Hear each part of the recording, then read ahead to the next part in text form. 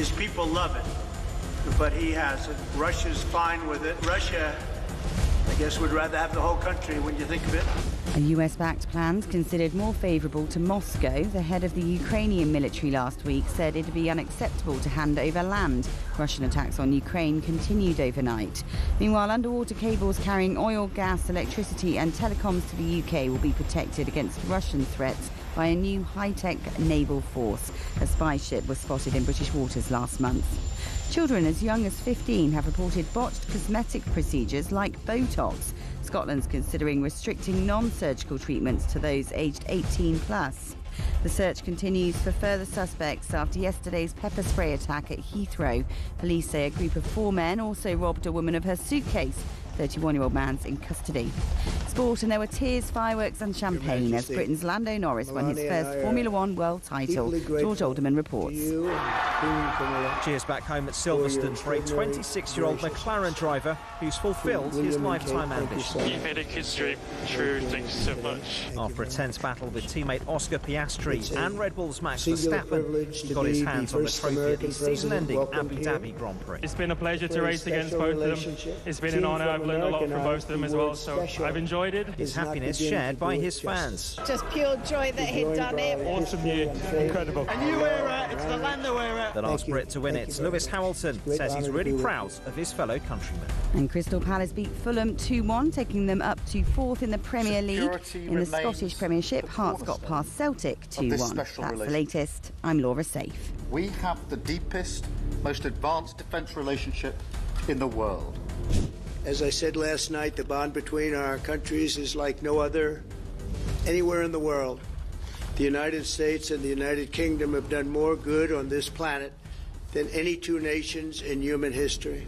We are working together to end the humanitarian catastrophe in the Middle East. The one that I thought would be easiest would be because of my relationship with President Putin, but he's let me down. He's really... Across the UK, on DAB+, on YouTube, on your mobile, and on your side. This is Talk.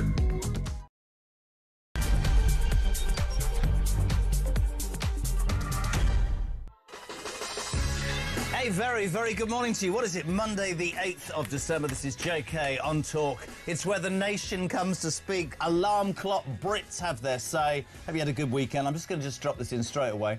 Poppy Coburn is here, Deputy Content Editor for the Daily Telegraph, and we're feeling a little bit sorry for ourselves because we both had the flu jab. I went to the chemist for the flu jab very quickly, and the woman said, do you qualify for a free one as a pensioner? Didn't know that. 18 quid, didn't get away with it. How's your arm? Did it check? Because the flu's sweeping Britain. Yeah, well, I don't know, the flu jab really knocked me out. I felt like absolute rubbish for about 2 days and my arm was cramping up. But to be fair, I had the flu last year and it was so much worse than feeling a bit sorry for yourself for a couple of days. This isn't a medical show, but I had it ruined Christmas. If you can, go get it, because it's sweeping across the nation. Right, 3 minutes past 6. What are you waking up to? I'll tell you in a jiffy, but listen, we want you to be part of it. All those wonderful people listening who get up at silly o'clock, at wwhatever job you're doing, this is your show, your chance to speak to us about the day's news. The voice notes, we love them, get them in early, 0344 499 1000. And your text straight away, please, 87222.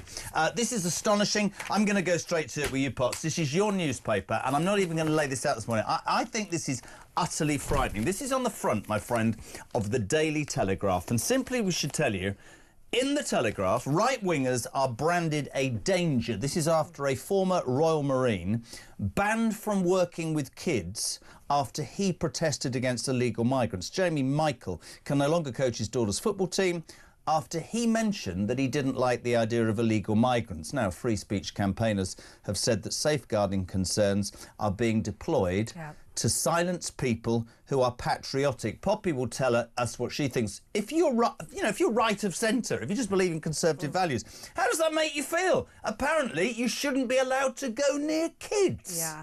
I mean, let's just call this what it is. It's political persecution. We act in this country as if we're better than Russia, we're better than China. But the treatment of this man in particular is genuinely shocking. So it's not the first time he's been in the news. The first was he had this horrific prosecution brought forward by someone who was actually in the Senate. over a video that he posted on Facebook that is actually quoted on the story, where he said some migrants are committing crime, and that makes some of them scumbags. By the way, this is in reference... Some. This is in reference after an asylum seeker in a hotel had raped a child. So I would say that he's a scumbag. I think we could probably get away with saying that, right? If you're raping And he a qualified child. it by saying some. It wasn't a sweeping generalisation. You know, so completely, like, a political statement, yes, but a statement that you evidently should be able to do. Anyway, they got terror police against him. They tried to raise a terror charge against him. This poor man gets thrown in front of a jury trial. Oh, there were still juries at that point. Yes, jury trials at that point. The jury takes one look at it. I think within a couple of minutes, literally under an hour, they go, this is a ridiculous case, and they throw it out immediately. But by that point, he's already had months and months and months of uncertainty. This man's a former Royal Marine.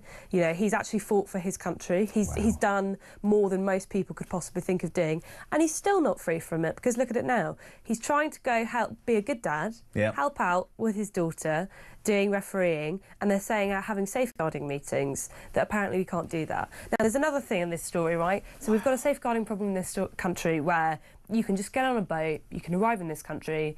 If you claim you're under the age of 18, we don't know if you are, but we'll put you in a school. Where's the safeguarding on that?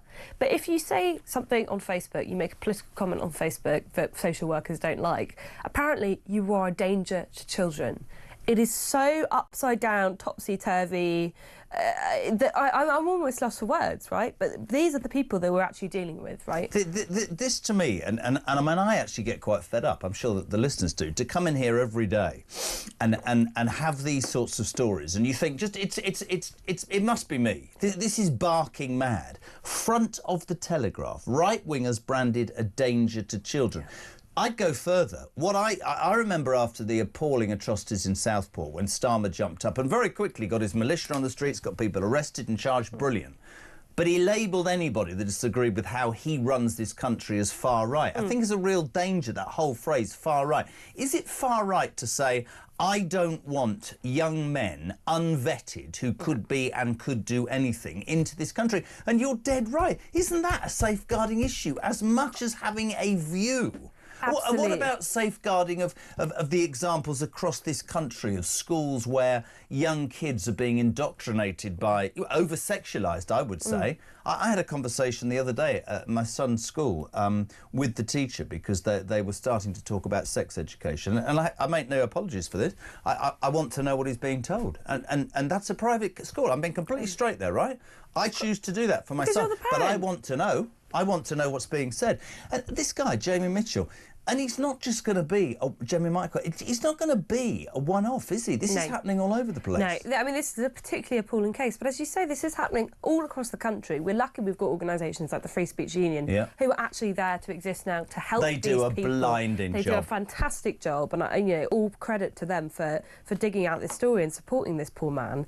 But this is the problem, right? They have no problem whatsoever in actually coming after your children and indoctrinating them, as you say, in twisting logic in a way that's so kind of unacceptable, to go from the fact that people who are actually dangerous to children, who are, again, unvetted men, we do not know who they are, we don't know if they've committed crimes elsewhere in the continent of Europe, letting them come here, letting some of them actually stay in schools, putting them in hotels outside of houses where people have got young kids, that's not a safeguarding issue. But if you complain about it, which is the majority opinion of the country, and has been for the entire time that I've been alive, you are a safeguarding danger for children. Wow. And when we say organisations like safeguarding bodies and social workers and teachers are neutral, unfortunately they're not. And I wish we lived in a country that was more unified, that we could trust these organisations, we could trust these people. But clearly we can't, because they are abusing their powers. I mean, I cannot understand, as someone on the right myself, I would never even think of going after a left-wing person's children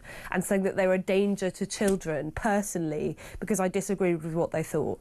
I mean, that is just appalling. This man has done absolutely nothing wrong apart from having an opinion. But this is the country we live in now. And think about when all those protests started. It was Epping, wasn't it? Before what happened in West or East or West Sussex.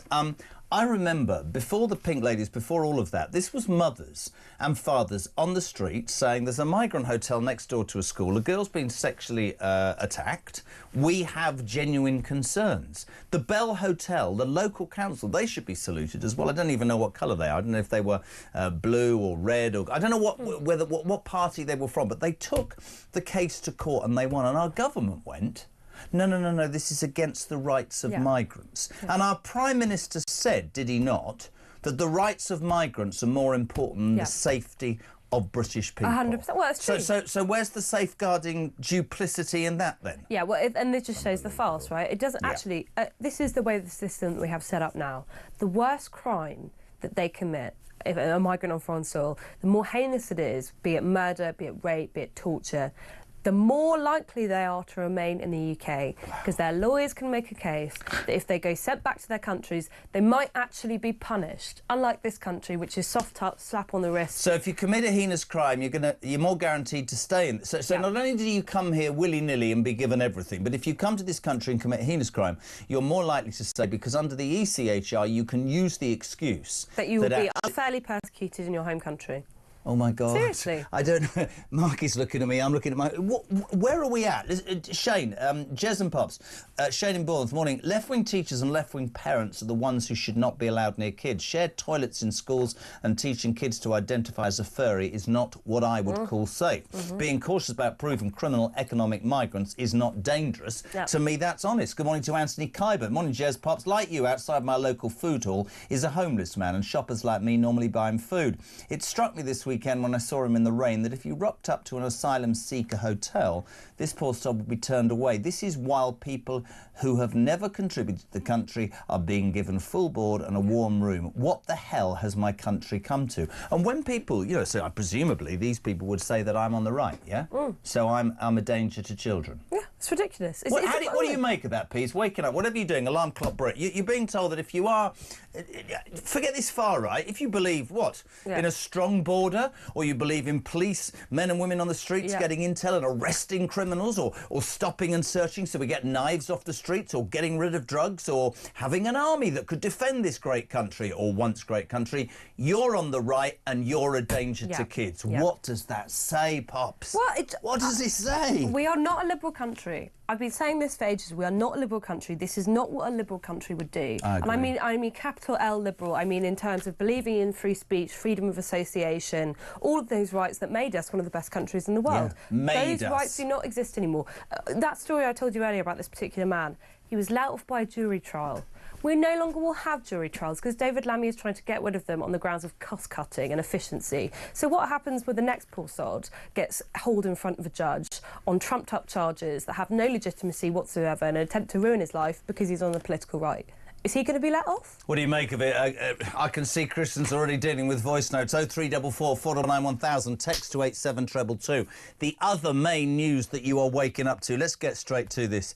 I've got a really strong feeling about this. Nigel Farage has been reported to police by a former member of his own campaign team over claims of falsified election expenses in Clacton, which Reform UK denied. Their deputy leader, Richard Tice, here from 7 o'clock, and the lady who will be the next Mayor of London, Layla Cunningham, later. Nigel Farage, I'll give you my view. Right? I know they're a young party and maybe there are mistakes. One just wonders, right?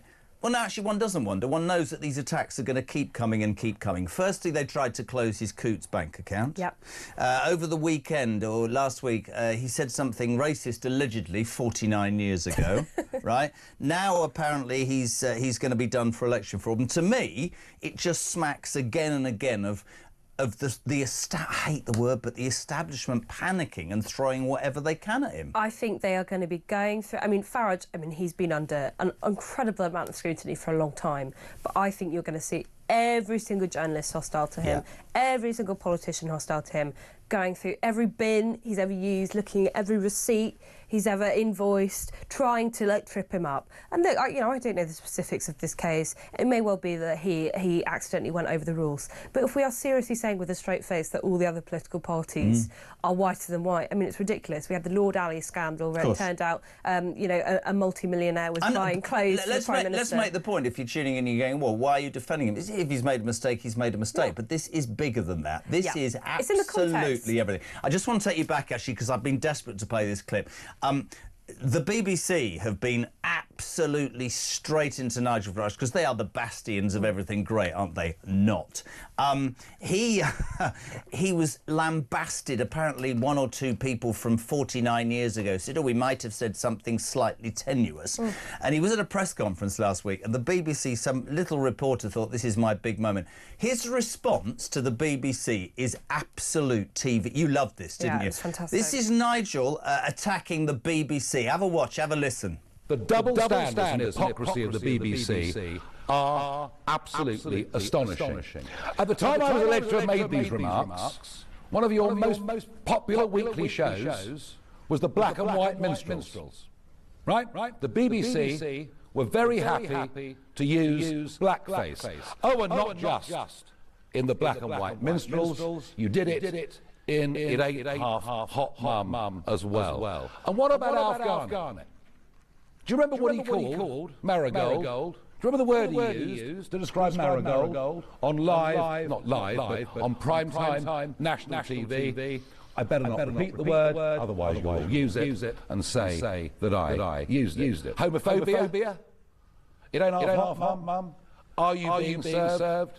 Oh, and what about Bernard Manning?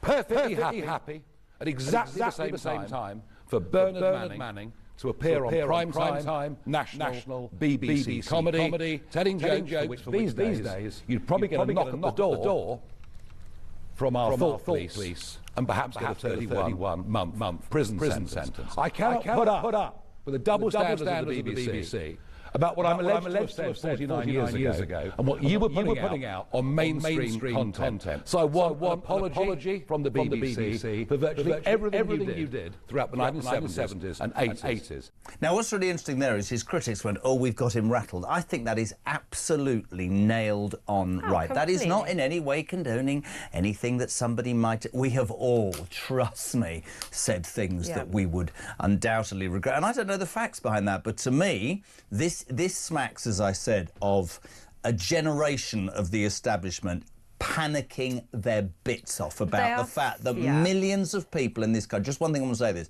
I really think this is relevant. I said this during the last election. I think we've got to a point where people will swallow a politician that stands in front of them and says, "Right, listen, I'm standing, here's what I'm going to do. I'm not perfect. I've been divorced a couple of times. I once smoked something when I was 16. I've probably done this. I've had a bet. I've done... But you know what? I think people are going to go, not interested anymore. We're so on our arse. We just want somebody a bit Trump-esque who will do what they say they're going to do, and I will judge them on that, because every politician you ever hear about, they pretend to be something they're not, and then they get caught with their trousers down. That is a fact. And that's what I like about Nigel Farage. He's always been honest about the man he is. Yeah. You know, he's not really changed in 20 years in public life. And unlike, Labour Party politicians who act like they're whiter than white, that act like they're squeaky clean, who will dictate to the rest of us what we're supposed to be doing in our tax affairs, our social affairs. It all turns out they're all on the take. I mean, they constantly will have a story. I mean, they're just as corrupt as you would expect any politician to be. And again here, this is such a nothing story. It's a couple £1,000 that they may have overspent. If they have overspent it, they'll have to pay it back. Angela Rayner hasn't paid her 40 grand in stamp duty yet back, and we'll talk about that later. Apparently she's heading back to the cabinet. Listen, people will tune in and go, why are you being so supportive of Nigel? If Nigel Farage is the next Prime Minister, brilliant. If he's not, that's the electorate speaking. But I think, again, some of the press or some of these people are misinterpreting what the British people think. Tony's quite simple, Tony Gannon. He says, "Morning, gang. The UK is fecked." Simple. That's how he sees it. Joanna from Salisbury. Morning, Joe. Jez, Poppy, so teachers brainwashing our children with left ideology and rewriting history is OK. This guy, ex-military, wants to volunteer teaching football after school is apparently a risk. What have we come to? On this occasion, I'm going to keep this anonymous. I'm a right-wing teacher of 29 years experience. A few years ago, we had a child immigrant foisted upon us, put into year 11 with 15 to 16-year-olds. He was at least 25, Jez, had a receding hairline and a 5 o'clock shadow by the end of the school day. The kids clearly knew. They spoke about it openly. The girls felt uncomfortable. We could not do anything about it. That was an abomination of their safety. There's a teacher. There's a fact. James, the biggest danger for kids in this country from a safeguarding point of view is the section of the establishment who are OK with allowing puberty blockers. Yes, absolutely. Morning, JK and Poppy. Alex in Belfast. This Marine was remanded for 17 days before release. He was pushed to plead guilty like Lucy Connolly, but refused and went to jury. It took the jury actually 17 minutes to come back with not guilty, and now they want to get rid of juries. I hope this poor bugger sues. Yeah. Oh, I hope he takes the lot from them. I mean, how appalling. But again, I think actually the point that was made about the right-wing school teacher, by the way, is someone who was in school not that long ago. I mean, longer than I would like to admit, but we had the exact same thing. We literally had the exact same thing. Did you? Yeah. When I was in year 10, we had a student brought in who was of a refugee background, who was clearly at least 5 years older than the rest of us, and we all spoke about it, and there were loads of behavioural issues, and they were constantly being taken out of the class. I mean, I'm sure that actually most people have heard God's story about that if they were in mainstream education. Love to hear him if you do. So you're waking up those two main news stories today. Right-wingers are branded in danger after a former Royal Marine has been banned from working with kids after he happened to mention that he doesn't like illegal migrants. He says that some commit crime, which means if you're right-wing, apparently you're a scumbag. How does that make you feel this morning, wake up? Just let me know. 8872222. Start your message with the word talk. And Nigel Farage been reported to police by a former member of his campaign team over falsified election expenses in Clacton. We'd say this is yet another example of the establishment there. His bank account, his expense account, anything he says or does comes under the tightest scrutiny. We want to hear from you. We're back in 3. We're going to the break with James. Morning, Jake. Good morning, Jezza. Now, I am deeply, deeply concerned about what this idiot Lammy's doing, trying to get rid of juries. That means that people like me that have a different opinion to all these other idiots on the left side, I will probably be thrown in prison, Jeremy, just for having an opinion. That's my concern. But I'm not concerned because I'll speak my mind. I couldn't give two shine what Starmer and Lammy think. Absolute pair of both of them. Anyway, Jezza, keep up the great work.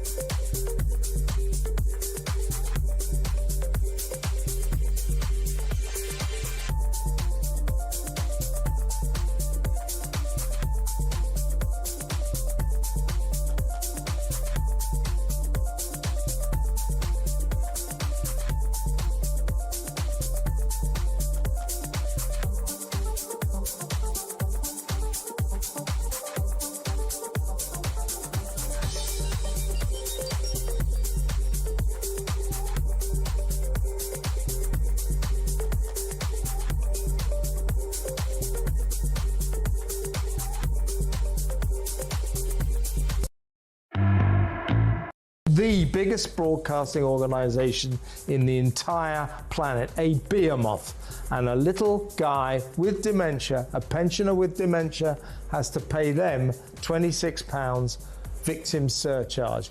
That, ladies and gentlemen, is an indictment of this country and an indictment of the BBC and an utter disgrace. If you're in America and Australia, you all think we love the BBC. We loathe the BBC. We loathe it. We've had enough of it.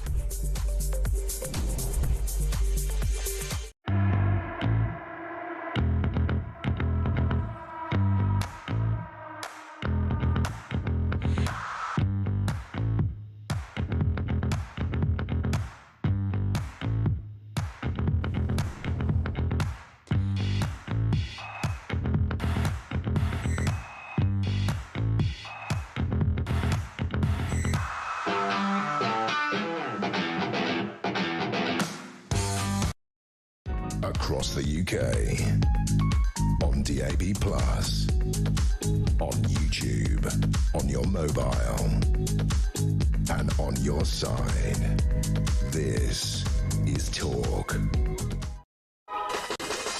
A very good morning to you. Welcome to Monday, the 8th of December. It's JK on Morning Glory with the wonderful Poppy Coburn, Deputy Content Editor at the Telegraph. We're waking up to some extraordinary news this morning. Right wingers have branded a danger to kids after a former Royal Marine was banned from working with his daughter's football team as their coach because, ready? He sort of doesn't like the idea that illegal migrants can come into this country unvetted and perhaps be a danger to society.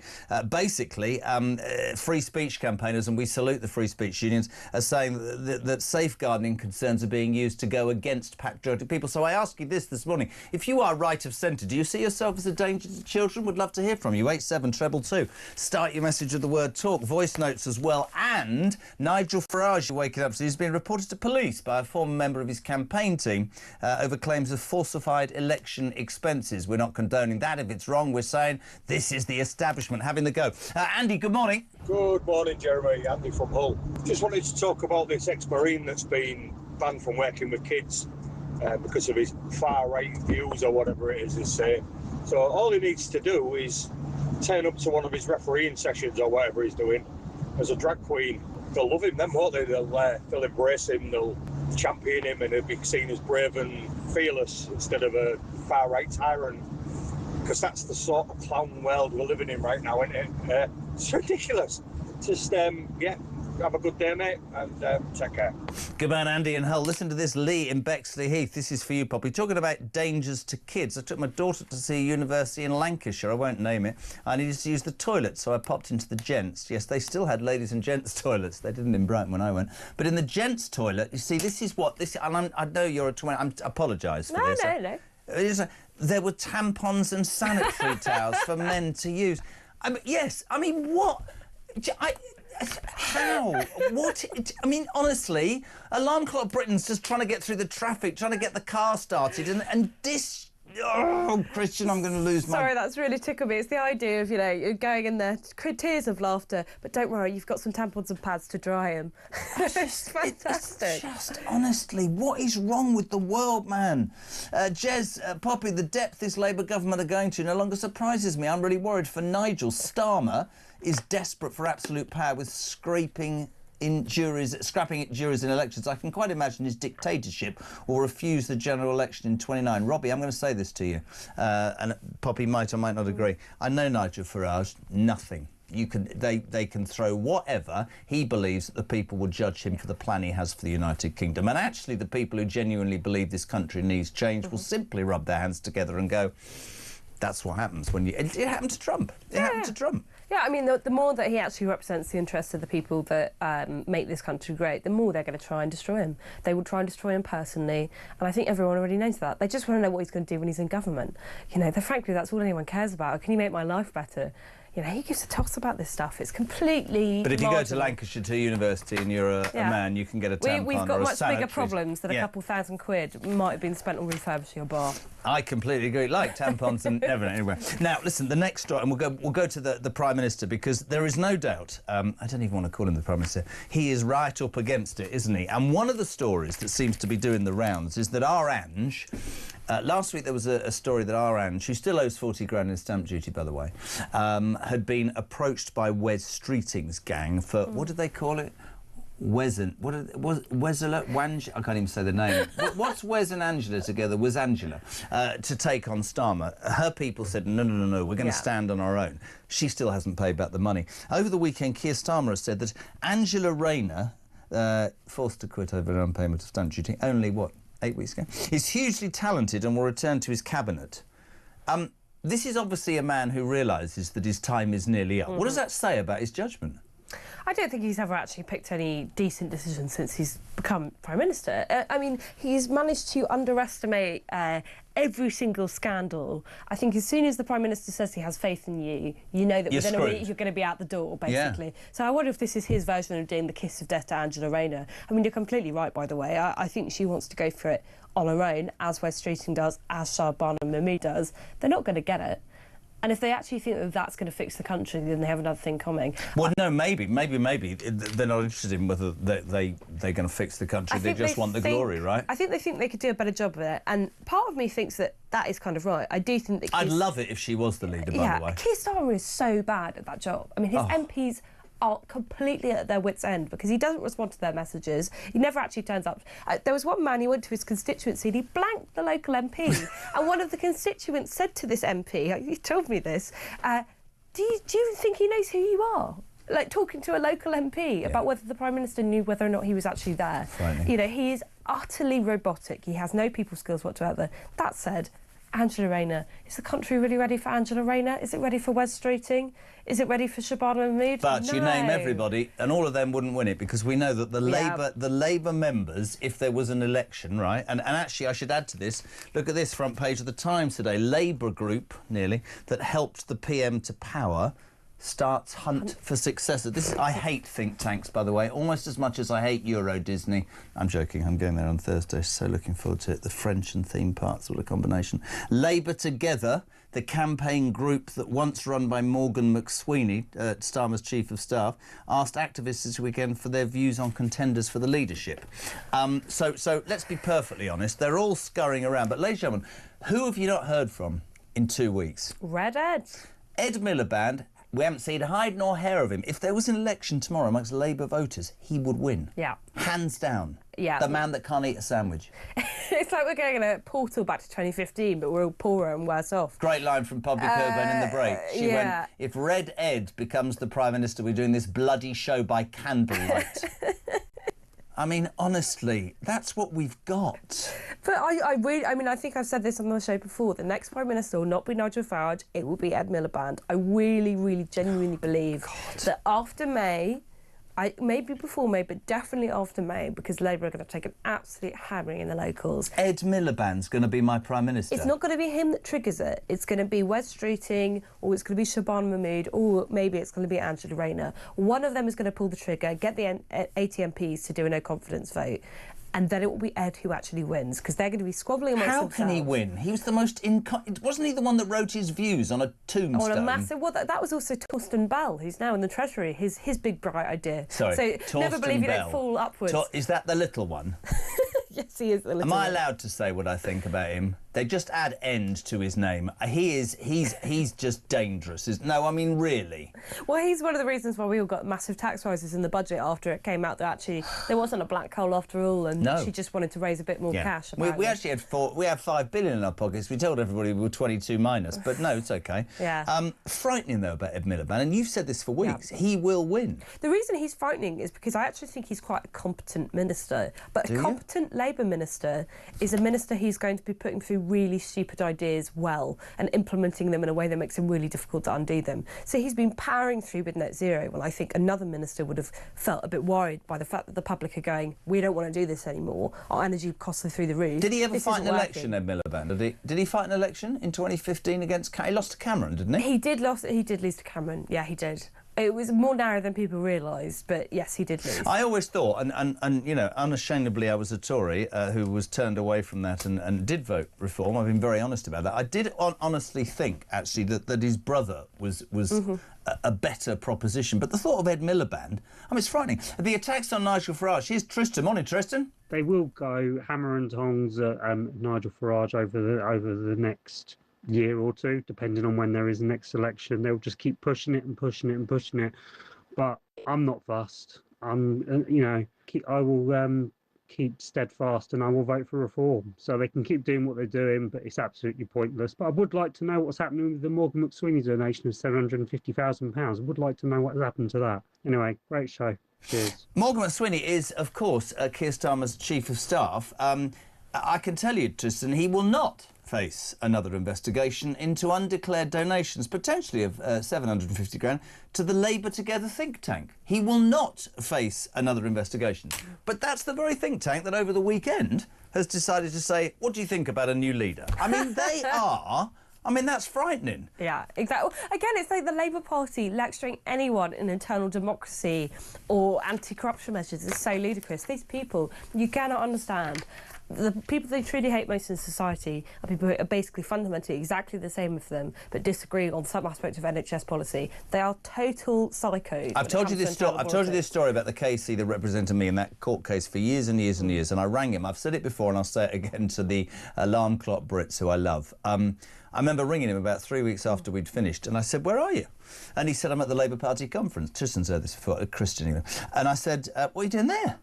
And he said, "Jez, I'm the best KC for defamation in the United Kingdom. Most of my work is surrounded by politicians on both sides, the Tories and Labour." And I said, "Well, what's the difference?" He said, "The Tories are into rent boys and cocaine, but Labour," he said, "are more dangerous. They're totally into money and how much they can make." And I think that's a really interesting analogy. It's always true. What brings down Tory governments, usually a sex scandal of some kind, pinched by net and pinched by nature. What brings down Labour? Money. Although, unfortunately, they began their government with the money scandal with Lord Ali, and did it bring them down? But isn't it interesting that they want more money themselves, and yet the country ends up with absolutely bugger all money when any Labour government's ever been in? I mean, this goes back to Angela Rayner. It's why people were so annoyed with her not declaring the second home that she had and fiddling around with the council tax problem. You know, people wouldn't care so much if it weren't for the fact that she was saying, if you, as an ordinary British person, maybe mess up on your taxes a little bit or don't declare something fully, then you have to go to jail, you have to pay back tens of thousands of pounds. So when she does it herself, having told the rest of the country that we have to behave a certain way, it's so frustrating. And she'll be back in the cabinet in 8 weeks. Joanna, Jez, Nigel Farage's possible racist joke at 13 years versus an actual communist file in Czechoslovakia of Sama as an adult at 24 years. Story from the Daily Mail this weekend. I rest my case. Absolutely. Morning, Jez and Pops. Just tuning in. Can you just clarify, please, both of you? I haven't just woken up in North Korea, have I, this morning? Because Kim Jong-Starmer is turning this country into a dictatorship in my mind. Anyway, I'm off to work for 12 hours to earn more money and pay my tax so that undeserving benefits cheats can... Yes, morning, Bear. Jez, if all the establishments dug up on their relentless smear archaeological trip is something Nigel may or may not have said 50 years ago, and a dodgy receipt, I'd say, is on his way to number 10, and there's sod all the establishment can do to stop it. That's Nick in Loughborough. Morning to Susan. Morning, Jez. Poppy, read the story about what Nigel said 49 years ago. Why has this person only just remembered these comments? Well, there you go. Why didn't he say them many years ago? Could he be encouraged to speak? I can speak from personal experience. I've always thought that if you are in the public eye, genuine comment here, you will get it, and you have to deal with it. But it's those that know that the reason that some people will do these things, it might not be monetary, it might be jealousy, it might be anything. You've got to be prepared to take that. My only feeling about Nigel is, and it might be misplaced, but at the moment, when I look at the political landscape, he's the only person who I think's got broad enough shoulders to take the SHIT, and I absolutely am being honest, that will come anybody's way who dares to say this has got to stop. You need nerves of steel. Absolutely. And because he's been in politics for such a long time, and he has got nerves of steel. He's been a hate figure for those sorts of people, for establishment figures for such a long time, they've already done the dirt raking on him. You know, then they're now getting pretty desperate that they're having to go back, as you say, about 50 years. I don't care, and I remember saying this when I was there. I would challenge anybody in the press, in the mainstream media, that if I went back 10, 50... I used to say I could do the Jeremy Kyle show in any room, in any newsroom, in any newspaper in the land, and I suspect that you could find any of these left-wing ideologues, you could find something that they've done that's something you could blow up. If Nigel Farage is in the wrong over an expense thing, hands in the air, absolutely. And there will be stuff in the next 3 years that I'm sure that will be dug up about reform, but it's the motivation and the fear that guides that, I think. That's what I think. Poppy, could... Anna in Surrey, this is sort of woman's question. Go on then.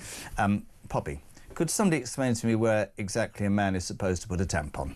Says Anna. No, I can't explain that. It's too early in the morning. Thank you. I don't want to upset anyone's breakfast. Very good. Jez, with reference to the comments by Nigel allegedly 50 years ago and his comments about the BBC, people were more broad-minded then and it looked as humour and not insults. Interesting. That's from Margaret. Pete's in Croydon. Morning. Although I'm retired, I still get up early in support of Alarm Clock Britain. It's not that. It's because he needs to go to the wee at 4 o'clock and then he can't get back to sleep. I'm also 60. As for Zelensky coming over again today, has he spent all the money we've already given him? No doubt he will give Starmer a squeeze, only for Starmer to give him more of our millions. He is taking us for fools. Oh, it's Pete in Croydon. Steve in Cambridge. Morning, gang. Every week someone is trying to bring down Nigel. This is disgusting. Get Poppy on as a presenter. She's the queen of common sense. Oh, thank you very much. I think Steve in Cambridge is just quite a lonely here. I'm joking. What is it? 20 to 7 on a Monday morning, the 8th. Poppy Coburn is here from The Telegraph. Your text 87222, your voice notes on 0344 499 1000. You're waking up to the fact that if you are right-wing, allegedly you're a danger to kids. Good God. How does that make you feel? Farage, slightly dodgy expense, maybe at the election, or maybe not. That's not going to bring him down. And Keir Starmer has said, I want Angela back in my cabinet. She's very talented. It's nothing to do with the fact that my position is increasingly untenable. We're back in 3, but listen, this is really important. I want you to gear yourselves up. Prince Harry's in the new... That's next on Morning Glory.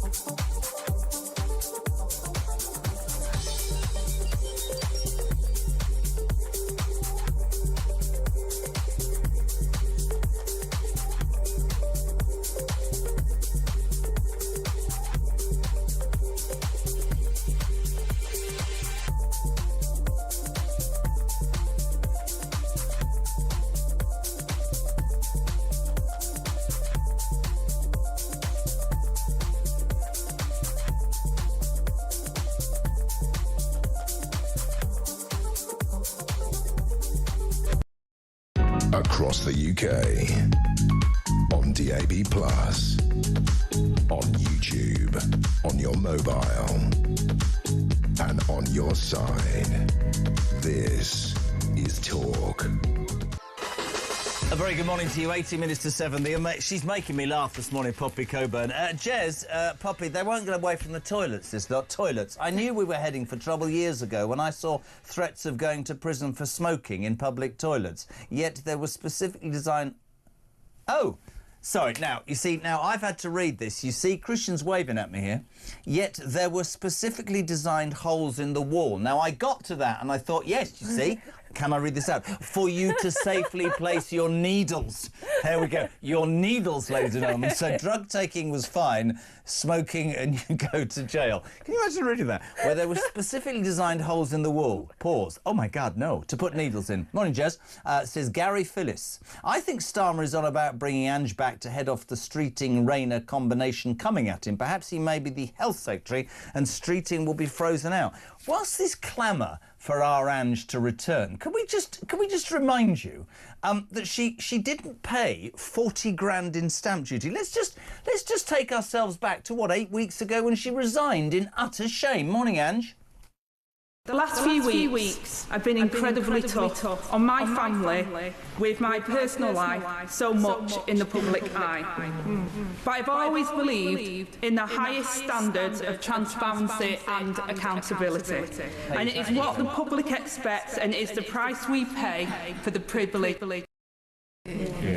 That's why I referred myself to the independent advisor and gave him access to all of the information he needed. I am, of course, corresponding with the HMRC, and they have my full cooperation. There is no excuse not to pay taxes owed, and I will do so. This was an honestly made mistake, but when you make a mistake, you take responsibility.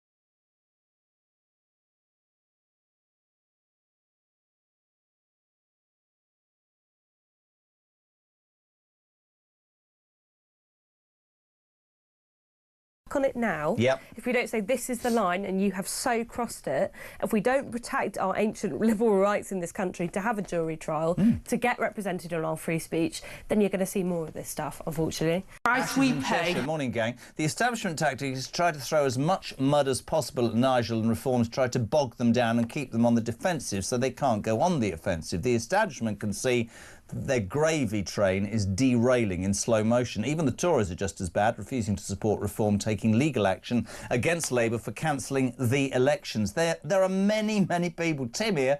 Do these Muppets realise they're giving Nigel the best free PR campaign? Those who follow him could not give two bleeding hoots. That's what we said. Now, I know you're very excited about the next story. Front page of The Sun, royal exclusive, our friend Matt Wilkinson. Harry, gun cop U-turn. Now, basically, Harry has won a Home Office review of the decision to strip him of 24-hour armed police protection on visits to the UK. Question this morning is, could that U-turn pave the way for a reunion between the King and his grandkids? I think I've got a lot to say on this. You go first. Well, OK, I mean, the first thing... Don't give away too much, obviously. The first thing I'm going to point out is the obvious, which is Harry is obviously not happy in the UK, in America, is he? He's not happy with her, is he? He clearly wants to come back home. Yes. He would not be trying so desperately to come back to the UK and making such a fuss about the security issue if it was just out of pride, frankly. I think this is yet more proof that he's not very happy with Meghan. He's not happy in Montecito, and he wants to come back to the UK, whether we all like it or not. Do you know why he wants to come back quickly, though? I've got this. Go on. Because he is I'm not trying to be... Listen, I'm a royalist. Everybody knows the old man worked for the Queen Mother for many, many years. I don't think the King's well, genuinely, and I think he's trying to scrabble around and get this started, because let me absolutely assure you that when his brother becomes king, he will not want anything to do with him and the way he's tarnished a system that William believes in. And his wife, who took monumental crap from most newspapers and media outlets in this country when she merely... I remember doing a show with somebody who's going, oh, she had cancer, for God's sake. They are the future of the monarchy. I think Harry has woken up to the understanding that actually there's not much for you. I remember, and I haven't ever said this to you, I was so supportive when they decided to go. You don't want to be in the Goldfish Bowl? Go. but don't land and sign a £112 million Spotify deal saying, and I quote, "You could have access to my life and my children." I thought you wanted none of that. You duplicitous. And it's come back and bitten him on his ginger backside, and I don't have any sympathy for him. No, I really don't. I mean, Harry, who's been saying he wants to be out the spotlight, he was literally on, like, Stephen Colbert's talk show Did you see a couple that? of weeks ago, saying that Donald Trump was a king and making jokes about it. I mean, you cannot get more in the public eye than literally going on their main talk show. And also when they both complain, this is the thing for me as well about, you know, press intrusion, how unfair it is. You chose to be celebrities, not royals. You could have been a non-working royal who disappeared to California, brought your kids up with your chickens and had a nice time. You didn't. You want to play that A-list. You want to go to the Kardashian party and you want to go on Stephen Colbert, right? All of that. You're bringing that on yourself, aren't you? But it comes down to the fact that what William and Kate understand is that being a royal means that you are in the public eye, but it also means responsibilities and duties, and they have respect for the institution, and that's why they haven't put a foot wrong. With someone like Harry, what he wants to do is have all the benefits of the celebrity. He wants to have the money, he wants to have the glitz and the glamour, but he doesn't actually want any of the responsibility that comes with that, which is you have to hold yourself in a certain way, and there are certain traditions that you have to uphold. I think he's very, very typical of his generation, to be honest with you, because I think he is a millennial, which is, I want all the good bits, I want to take my cake and I want to eat it too. And so he's not a spare, he's an entitled pain in the backside. Well, I mean, exactly. And I think most people, you know, if they do have some problem with the royal family, it probably has something to do with the fact that they're out of touch, they're the royals.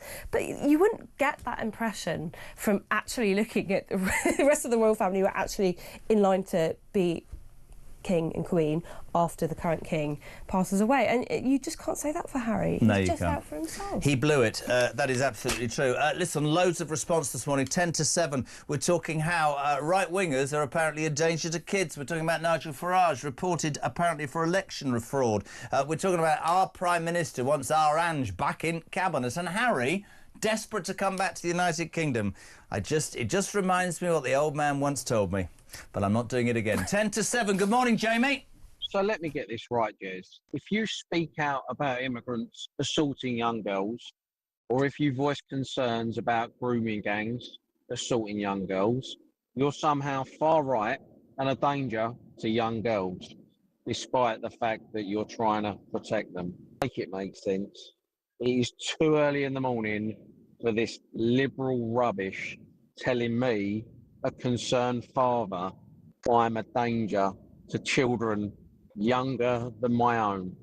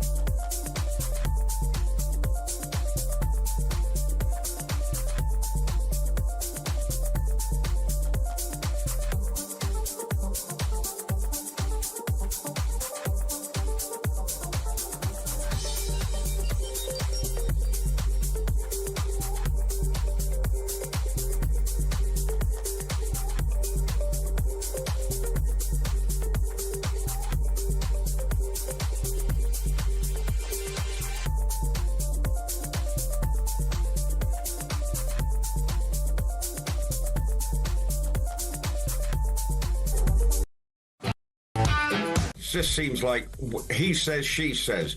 You know, because by all accounts, Meghan Markle's team have said we've reached out, and yet the Markle team in the Philippines are saying haven't heard a dicky bird. So what we do know is clearly Thomas Markle is very seriously ill, and it just seems as unedifying a spectacle as possible. But in a way, Meghan's brought about it herself, because she's the one who severed relationships with her father. He brought her up.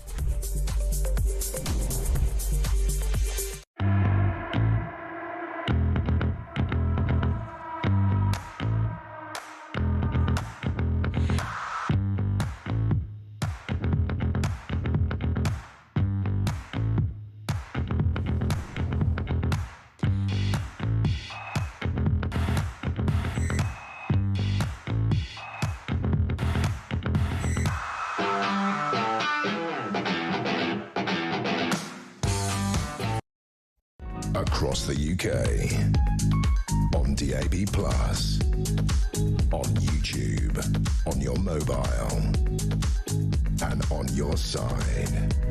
This is Talk. Brilliant, 5 to 7. Welcome back. This is Talks, where the nation comes to speak. Good morning, alarm clock Brits. It's Jez and Poppy. Now, regarding Angela Rayner Pops returning to Cabinet, do you think she'll pay back the 17 grand resignation fee she got given when she was chucked out for being rubbish, says Brian in Somerset? That's an interesting one. Well, that's £57,000 she's got to pay back now. No wonder she wants to go back in Cabinet. It's better paid. What do you think Bal shout for? Is that a name, Bal? I don't know. Baz, I don't know. Morning, Jez, Poppy. It's funny how the left bang on about Shamina Begum only being 15 and being a child and being manipulated. Strange how Nigel Farage was old enough at 13. Absolutely and utterly pathetic. Phil. Morning, JK and Poppy. Phil in Coventry. I have now reached the point where this country and this government is such a terrible state that I simply do not care what they make up or find out on Nigel Farage. I will vote reform, whatever. Our country is led by traitors. Dan's in Kent. If the reports are true and Rayner is being brought back to the Cabinet, who's losing their job? Well, the PM probably, which is why she's coming back. Morning, Jez. When governments say you're a danger or you're a threat to democracy, we're not. All it is a threat to their power. It's beginning to make sense. I think there's millions of people across Britain who think that we're you were in some sort of thing where we're saying, but it is worrying. Very quickly, page 2 of The Sun this morning, Kemi's inquiry on grooming gangs. Kemi Badenoch will today unveil an alternative grooming gangs inquiry, which focuses on the religion and ethnicity of attackers. Yeah, I mean, I think it's absolutely long overdue. It's been 6 weeks since the Labour official grooming gang inquiry started to blow up, with lots of survivors coming out and saying that they didn't trust the process. And unfortunately... Still in a job, Jess Phillips. Yeah. Unbelievable. Nothing since... Well, now Lucy Powell's deputy leader, one of the people that said it was a right-wing smear campaign when describing the grooming gangs. Whistle politics. Yeah, it tells you everything you need to know about these people. I mean, I think Kemi is doing the right thing, because I don't trust this official inquiry to actually go into the Labour-run councils that were covering up the grooming gangs thing, because a lot of them were Labour-run councils, Labour councillors who would have been involved in this. I don't trust them to actually get down to And let's just note it, the reason people accuse them of covering up is that there is a large Muslim vote which has had a negative impact on certain constituencies, and they feel that if they look into that, that might impact on them. And they're still courting it now over the Gaza issue, right? You can still see that that is influencing their political decisions. So I think Kemi is completely right to try and do something that's happening parallel. OK, well, I almost wanted this with the COVID inquiry as well. Let's have something parallel that actually goes into the questions that people need to have answered, rather than the establishment cover-up, because frankly that's going to be what it is. Couldn't agree more. I want to finish today. This young lady was also born in Reading, as was Ricky Gervais and me. Kate Winslet in the Mail this morning. Young women have no idea what beauty is. Yeah, this is fantastic. She's talking about how there's been so much filler, Botox and fat jabs being injected into young women. They haven't got the faintest idea. So I'm not going to try and smile because I can't move my forehead. But... I mean, she looks absolutely fantastic. She refuses to use anti-ageing procedures, but she looks absolutely wonderful. As someone that grew up in Essex, and no offence to my Essex girls, who obviously I love, I did will you grow up in Essex? I did grow up in Essex. It gets better every week. I love it. What? OK, and again, no offence to some of the girls that I went to school with, but I will say that when you are in your 20s and you start to put that rubbish in your face, and particularly in your lips, it looks absolutely ridiculous. Right, now, obviously, we haven't had this conversation. When I went to America to take my old show, they went, oh, my God, no, I haven't moved my forehead in 20 years. In fact, do you want to see me looking shocked? There you go. But the rest of it, no, I can't have it. The I lips hate the thing. fillers. Oh my God, the lips. The Pout lips are trout. awful. I had to beg my sister, literally beg her. I was like, don't get your lip filler done. She didn't do it, thank goodness, because it would look absolutely I'm meeting a woman awful. later who's had her lips done, but that's another story. No, seriously. But yes, the lips and all that sort of stuff. But it isn't just Essex, to be fair. Yeah. It's everywhere, isn't it? Everyone's having it done now, and I think... Natural beauty is where it's at. Natural beauty is where it's at, but also let's try and just look like a human being. I was just thinking, if you get these like big puffy cheeks and your under eyes, your bags have been completely removed by your filler and your lips are flapping around as you're talking, you just look frightening more so than anything else. Beauty's gone completely out the equation. So I think she's brave to say it. We love having you on. I'm wondering if Angela Rayner's not paying back her stamp duty 40 grand because she's spending it on getting lip fillers and breast enlargement. I don't know whatever just she talk did. to Zach Polanski, you'll do it for free. Yay! What a wonderful lady you are. Poppy Coburn back next Monday. She's a regular on Morning Glory doing the papers. We thank you so much indeed. Deputy Content Editor of the Daily Telegraph. Nigel Farage, overnight, has been reported to police by a former member of his campaign team over claims of falsified election expenses in Clacton. We say that's the latest establishment. I'm going to get him out at all costs. We have Reform's Deputy Leader Richard Tice at the top of the next hour. This is Morning Glory. We're live across the UK. It's for you lot. Alarm Clock Britain. We want to hear from you, but the news at 7 is next on Talk.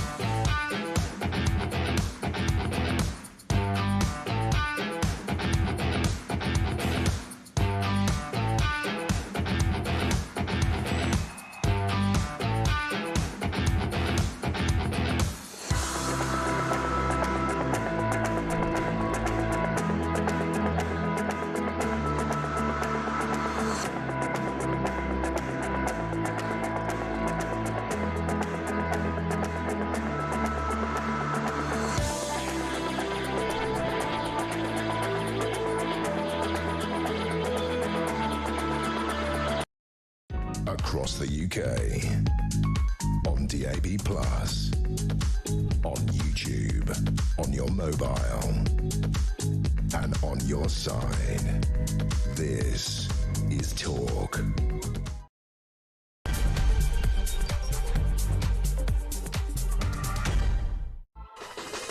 Very good morning to you if you're just waking up. This is Talk, of course, where the nation comes to speak. It's the home of common sense, and you're waking up to some incredible news stories today. Right-wingers, front page of the Telegraph, are branded a danger to children after a former Royal Marine, Jamie Michael, banned from working with his kids, his daughter's football team, as a voluntary coach because apparently his views on immigrants coming into this country, when he says some are dangerous criminals, are basically wrong and fundamentally dangerous to children. These are the same children that get given puberty blockers. These are the same children whose left-wing ideology has been thrown upon them in so many schools in this country. But no, apparently, if you are right-wing, you're a danger to children. How does that make you feel this morning? 87222. Start your message with the word talk. Keir Starmer is apparently contemplating bringing Angela Rayner back into the cabinet. She resigned in shame 9 weeks ago, owing the taxman, or HMRC, as she said, which is one of my pet hates, £40,000. Still hasn't paid it back, by the way, but because he's worried about his job, apparently he's considering her. And the other big news story today is that Nigel Farage has been reported to police, allegedly by a former member of his campaign team, over claims of falsified election expenses in Clacton. Reform UK have denied it. Richard Tice in a minute. I've had my say, which is, frankly, I think the establishment will throw anything at Nigel Farage and Reform because they're mightily terrified that millions of people are understanding and believing that they are the future. Let us know what you think. Pete, morning. I can't believe my eyes this morning. Farage reported to the police for election fraud. What? When the other day, Labour, with Richard III, turn around and say, and Starmer, we're getting rid of this cap on child benefit so that 350,000 families of incoming people, right, get this money. They're all Labour voters. That could be seen, right, as vote buying and possible election rigging. So why isn't Starmer being reported to the police then, and Rachel Reeves? Well, what is worse than that, though? I mean, guest challenger to a game of chess. That'd be interesting. Good morning, Richard Tice, Deputy Leader of Reform. Welcome to Monday. How are you, dear boy? I'm very well, thank you, Chairman. I can confirm that there's no Botox on this side of the interview. No, we can see that. Now, listen, where do I start, Tice? Can I start with the Nigel thing? Because obviously I try as best as I can, but I've made no secret of the fact that I used to be a Tory voter, and Reform got my ear at the last election. I reported this story this morning. Nigel has been reported to police by a former member of his campaign team over claims of falsified election expenses in Clacton. The party have denied it. I've suggested that the establishment, be it his bank account, be it something he might or might not have said 49 years ago at the age of 13, or this, is yet another example of how the establishment will do nothing to stop him and your party in its tracks. What's your response? Well, I mean, it's becoming farcical, isn't it, frankly? I mean, 2 weeks ago, it was this twaddle about what he may or may not have said 49 years ago in a completely different era. Last week, they were short of news, so they tried to rehash the same story on the BBC, and they got quite rightly slapped down for double standards and hypocrisy. And now they're trying something else, it seems to me. I mean, this story, just a couple of things around it. First of all, this is by a disgruntled former councillor who was expelled from the Reform Party for allegedly inappropriate sexual behaviour back in the summer. And surprise, surprise, he's now making all sorts of allegations. Well, that's a surprise. Secondly, there is what they call a one-year statute of limitations to this particular issue. Well, obviously, we're well past a year, unless it seems that the Crown Prosecution Service could determine that it might be required. Well, that could be quite interesting. This is the same Crown Prosecution Service that determined recently it didn't have enough evidence in the China spy case, despite 18 months previously determining that it did have enough evidence for the China spy case. I would suggest to the Crown Prosecution Service, focus on what really matters, which is those people who are trying to spy and do harm to our country, as opposed to people like Nigel who are frankly trying to save the country. Let me give you my take, and it's a question that I've been asked a lot this morning. When we look at America and we see what Donald Trump has done, love him or loathe the orange man, baby, he wasn't called Teflon for nothing. I mean, he was challenge legally, morally, emotionally, psychologically, and he just batted it back and said, this is what I'm putting in front of the American people, and I will take whatever is thrown at me, to the point of, you know, jail sentences hanging over him. Extraordinary. Lots of people saying to me this morning that they don't give a toss what is said because they know what's happening.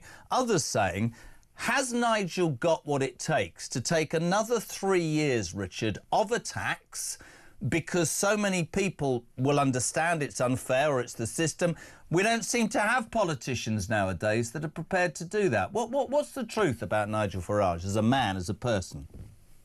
He's 110% got what it takes. Of course, it's difficult, it's exhausting, but he knows more than anybody that this is going to be relentless because they don't want us to win. But the great thing is, week in, week out, we are winning. We're winning by-elections. We won a couple last week. We won a couple the week before. There's some more this week that we will win. And that's real voters voting with their feet.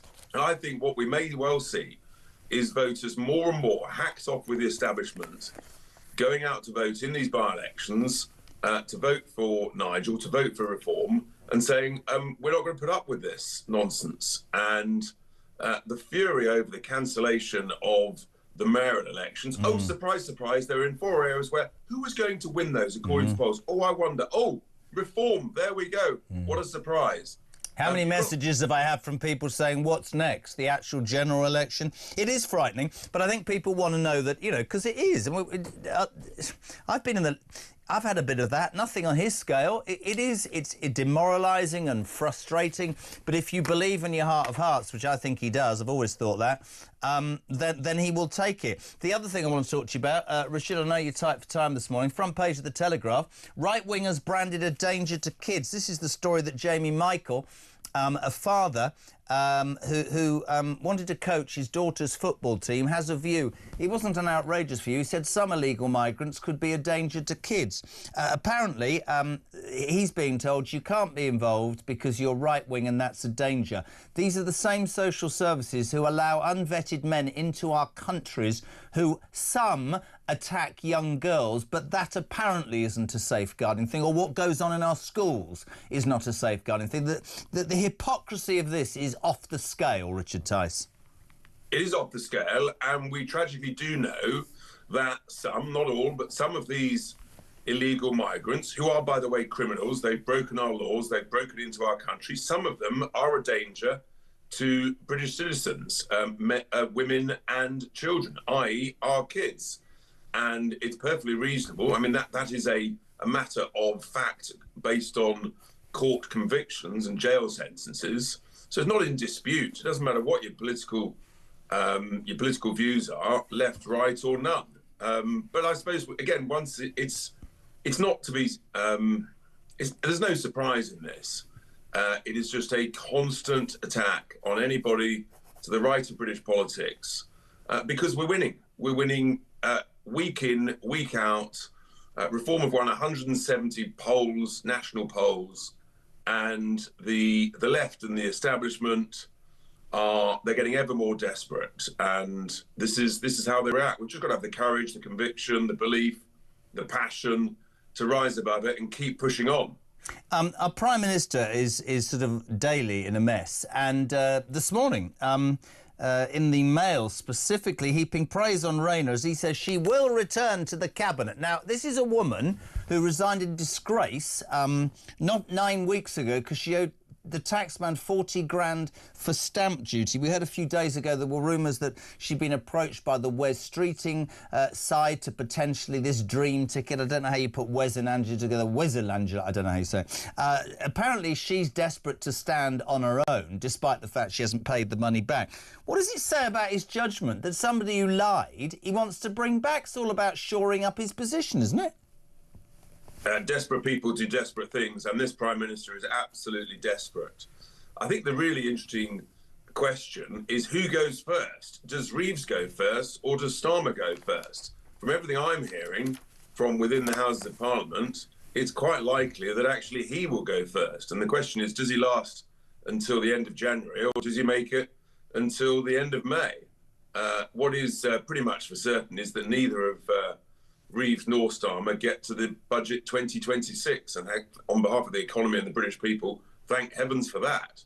One of the big concerns, and you know I try and do this as best as I can, one of the big concerns of all the people who support reform and hope for a change in government is they always talk about fledgling party and are you ready? You've just touched upon the fact, and I know Nigel said this some time ago, he reckons it would be 2027, not 2029. What can you say to people who are reform supporters, Richard, who, not just because of that story about Farage this morning, they're wondering, they're thinking, is the party gearing itself up? Is it ready? Will it have enough candidates? Will it be a force that can deal with the huge, if you like, history of Labour and Tories? Because it's a massive thing in a really short space of time, right? Yes, but by setting the 2027 target, we will ensure that we are ready. Is it easy? No, of course it's not. There's a huge amount to do.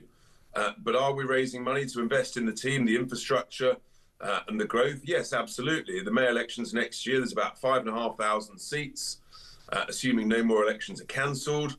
And we will be ready. We'll be fielding pretty much a full slate across England, Scotland, Wales. And we've got working groups starting work on different policy areas. You'll be hearing more about that over the coming weeks. So, yeah, there's a huge amount going on. And we will just keep preparing. Danny Kruger, our Member of Parliament, is responsible for what's called sort of preparations for government.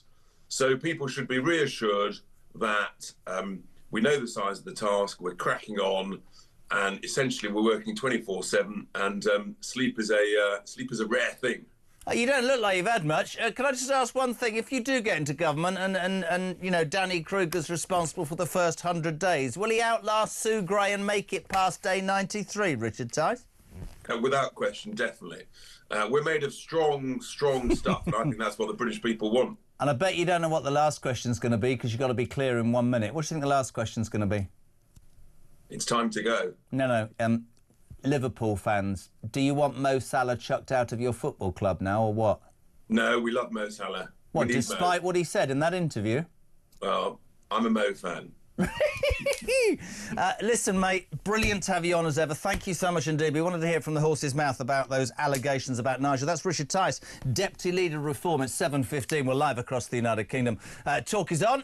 Morning Glory. It's where the nation comes to speak. Alarm clock Brits, we love you. What do you make of the news you're waking up to? Right-wingers branded a danger to kids after a former Royal Marine, Jamie Michaels, has been banned from coaching his daughter's football team because he has views that he's put on Facebook. He said that some, let's underline that word, it's a bit different, some illegal migrants have committed crimes. He's been told, I can't actually train my daughter's football team because those views are a danger to kids. Really? Is it not a danger to kids to have unvetted males living next door to schools, or putting teachers and an ideology into schools that says it's all right to take puberty blockers or stuff like that? Am I missing the point? There he is, the migrant tracker. 62,529 migrants illegally have come into this country. Is that this year or since Starmer became the Prime Minister? Keir Starmer, the man who's announced he wants Angela Rayner back in his cabinet.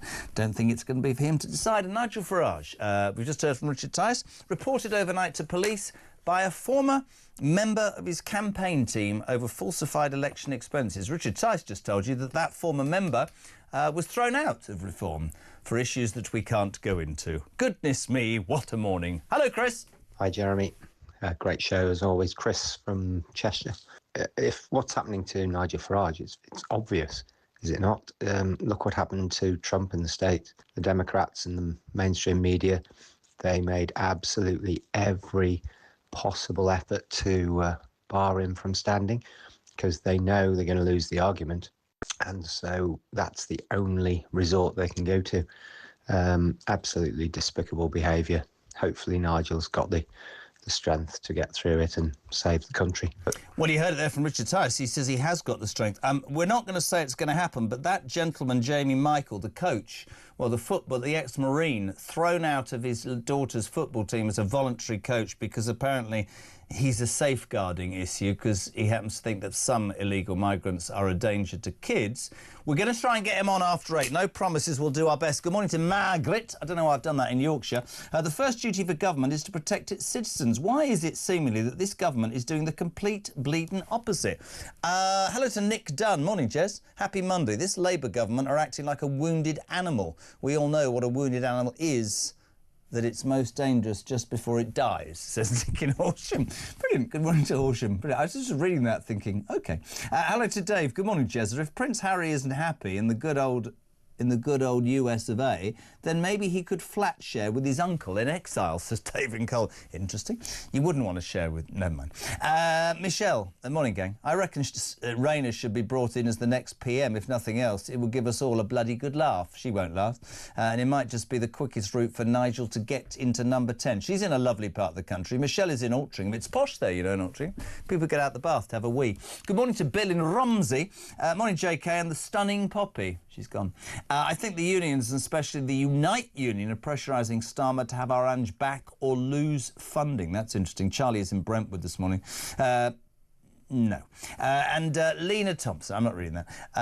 Thank you for your message. I won't read it in its entirety, but I do take the point. And you say about, we're talking about benefits. We've been talking about it quite a lot. There are a lot of genuine people who need help. And as a society, we should do all we can to help those people. But there are people who are taking advantage. That Prince Harry story is on the front page of the Current Bun this morning. Harry gun cop U-turn. Many people saying that he is paving the way to make a return to the United Kingdom. Dissatisfied with his life in California, with his wife who's more interested in making jam, he apparently is plotting a return. I'm going to tell you categorically the reason he's in a hurry is he wants to do it before his brother becomes king, because his brother wouldn't give him the time of bleeding day. Kinsey Schofield, live from LA, is next on Morning Glory.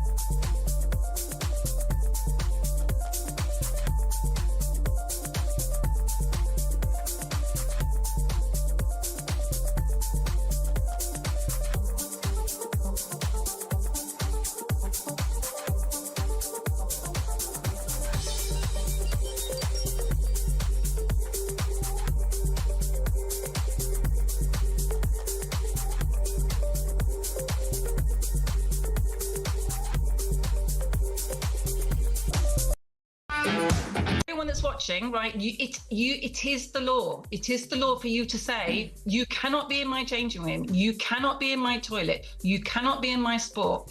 So find that backbone for our daughters, our sisters, our mums, and men out there watching. Support us, because we need to have our rights back. We need to have our voice back, because at the moment it is being squashed all around the world, and not just in Afghanistan, where I support those incredible women who are literally being treated worse than dogs.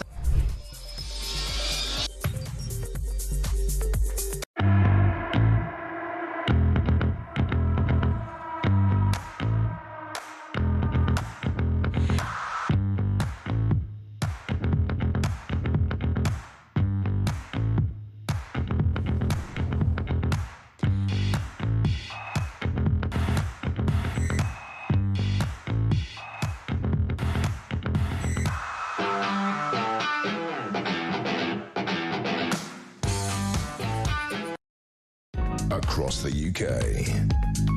On DAB+, on YouTube, on your mobile, and on your side. This is Talk. Good morning to you. Welcome to Talk's the home of common sense. It's where the nation comes to speak. Good morning, alarm clock Brits. JK at the controls. Well, not really. You're waking up to some, well, usual news. Right-wingers, it's a great story in the front of the Daily Telegraph. Right-wingers branded a danger to kids. This is a Marine by the name of, an ex-Marine, Jamie Michael, who posted on Facebook that he's concerned for his children, that some, underlined, some illegal migrants could be a danger to kids. He was the voluntary coach for his daughter's football team and was basically thrown out and told that his attitude was a danger to children, which means that if you're right-wing, you're a danger to kids. I'd love to know how you feel about that this morning, 87222, or your voice notes. Nigel Farage reported overnight to police for falsifying, or by a former member for a campaign falsifying expenses in Clacton. We think, I could be wrong, this is just another attempt by the establishment to silence a man who leads in every opinion poll. Keir Starmer's thinking of bringing our Ange back. Imagine just sitting there on an island going, who's going to attack me first? Or no, it should be like this, who's going to attack me first? Oh, here comes Angela on the left, better bring her back. That wasn't a very good impression. And of course, Prince Harry. Wow, he's won a Home Office review of the decision to strip him of his 24-hour armed police protection on visits. People are saying, exclusive on the front of the Sun with Matt Wilkinson, is this the moment that he comes back to the United Kingdom, reunites with his father, leaves his wife and his children and starts afresh? Morning, Shane. Regarding Prince Harry, listen, I'm a millennial. I'm the same age as Prince Harry. I want for nothing. I get up at 5 o'clock every morning. I go to work in a smelly, horrible old garage, working on dirty, horrible cars. I don't really have much to my name. And, yeah, you can't tarnish every millennial with the likes of Prince Harry. It's not right. But I do get what you're saying. There is plenty of my generation out there that probably don't work and want for everything, but won't give back in return. So, yeah. But Harry definitely should not be allowed back in this country. He made his bed, now he needs to lie in it. Cheers, guys. Shane, a great call. And, yeah, respect to you, mate, and everybody that gets up in this country, male, female. Am I allowed to just say that, or have I got to add another? No, I'm not doing that. People who get up and graft, that's what we do, isn't it? And there are many people who think that's the wrong thing to do. You can sign on, you can jump up and down. I'm with Shano. I think that, Harry made his bed. I think he's using his father as well, because his father isn't well. 7:25. There's only one person that knows the truth about the royal family, and she's live right now. Where have you been all my life? Last week I said, let's get Kinsey Schofield. Oh, she can't do it. She's too busy. Honestly, you create somebody and then they don't want to come on the show anymore. What's going on, Schofield? I'm back. I'm back in business. Your girl had a cold. You had a what? A cold. I had a little chill. What, so you were off for a week because you got a cold? What's wrong? No, I'm joking. Bless you. Are you all right? I'd have sent medication. I'm feeling good. I'm here and I'm ready to talk Prince Harry. Yeah, well, Prince Harry, yes, good. Gun cop U-turn, Home Office review guard ban could pave the way for a King visit. Exclusive by Matt Wilkinson, Kins, on the front of the Sun today. Do we want more visits? Is this a U-turn? What's your take on this story? I don't usually disagree with Matt Wilkinson. I think it's his chiseled face. But I don't necessarily feel like this is a way for Prince Harry to reunite with his father. If you have seen the activity happening here in the States in the last few weeks, Harry, I feel like, is doing more damage to his relationship with the British royal family, jeopardizing his relationship with the British royal family. That Colbert stunt. Have we got that, by the way? Has anybody said? I'd love to. We'll play it at some point during the interview. I mean, just tell people he went on that Stephen Colbert show and just did a series of funny accents, taking the mickey out of Trump, right?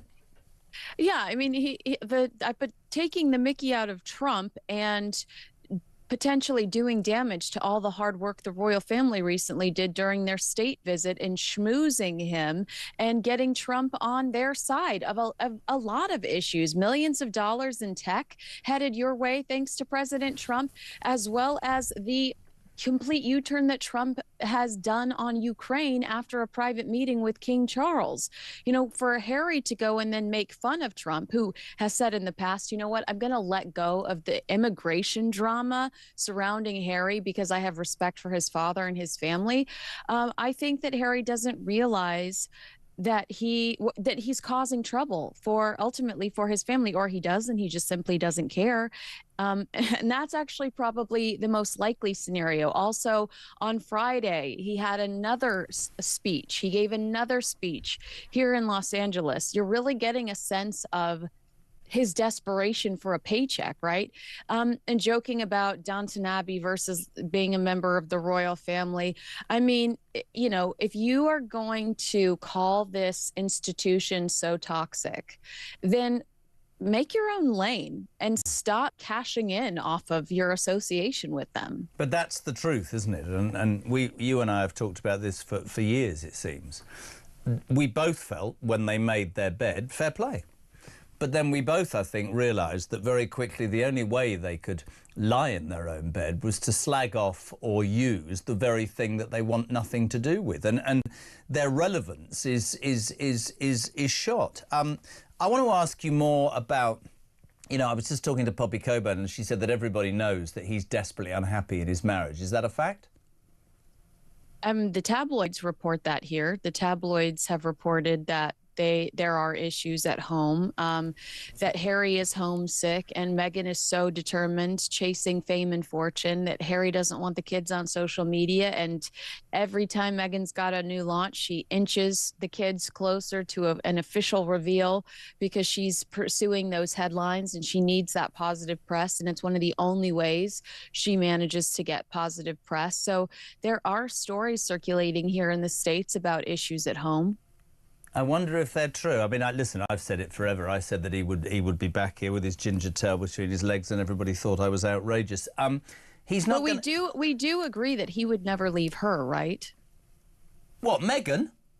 Yeah, I don't think that Harry would ever leave Meghan Markle. We're going to disagree for our first time in Meghan Markle would leave Harry for better. When he is no longer useful to her, Meghan Markle will leave Prince Harry, in my opinion. But I don't think that Harry would ever leave Meghan. I think he was so traumatized by his parents' split that he would never want to do something like that to his own children. Yeah, you see, you done me completely because I think about it and I think you're absolutely right. He's just a bit weak and he'll kick out and say, I don't want this, but she rules the roost, and she'll call it.